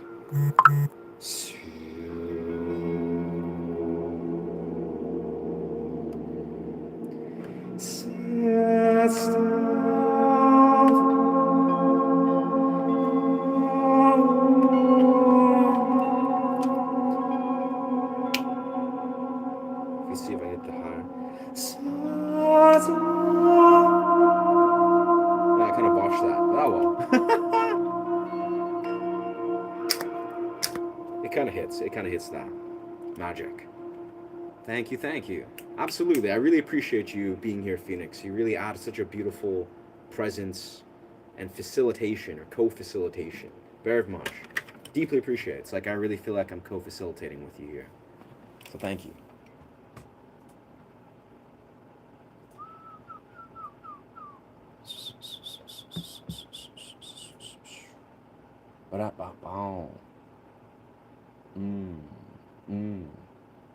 Interesting. So I'm just checking checking out my views on my short, and also just hopping in to my channel via my second screen. Okay. Interesting. Oh, yes. Magic. Well, thank you so much for being here. I really deeply appreciate the support in every way. Your presence means a lot, and the support means a lot to this channel. So thank you. I think at this point we'll make the executive decision to make put a close to the stream. And yeah, deeply appreciate you guys. Feel free to subscribe to this channel if this resonates with you. So deep. Whoa. But yeah, thank you so much for being here. This just adds an extra dimension. Wow. But yeah, basically I teach guitar, do meditative sound journeys, among various types of YouTube stuff. And yeah, if you desire to support this channel, feel free to subscribe. Thank you so much. Yes, sir. Yes, sir. Also, we have a Ko-Fi. This is backwards, I'm sure, from your guys' view, because everything's backwards. We got to figure out a way to maybe flip it so it's not backwards. But if you desire to support this channel in any way, you know, any moment, any monetary metric helps. Zero pressure, though. Zero expectations. That's just my Ko-Fi card that I use for busking, but feel free. I do have a Ko-Fi. It's Ko-Fi ASE. Just simple as that. Ko-Fi, Ko-Fi ASE, no symbolism. Yeah, and Ko-Fi is just a dope platform where you can tip your creators without having a 30% ganked off the overhead, as YouTube does. We love you, YouTube, but that's pretty bonkers. But yeah. Anyways, thank you so much. Feel free to, yeah, to support anyway. Your presence just means the world as it is, really. Oh, thank you, Phoenix. Thank you so much. Shout out to Phoenix. Appreciate you, Phoenix. Appreciate your presence. It really means a lot. We don't have many moderators, but I mean, we don't really need many moderators, but it's nice. It's nice. It makes it all the difference. But yes. Well, thank you so much for being here. And yeah, have a great day and a great night, or wherever you are in the world, and have a great life, you know, as Wim Hof would say. And remember to honor yourself and to honor each other. Yes, sir. Thank you. Thank you. Thank you. Ashe. Heshka. Heshka CM. Heshka. Bless. We'll see you guys soon. Probably, maybe we'll stream at the beach. I don't know. But yeah, feel free. Ko-Fi ASE. Goodbye.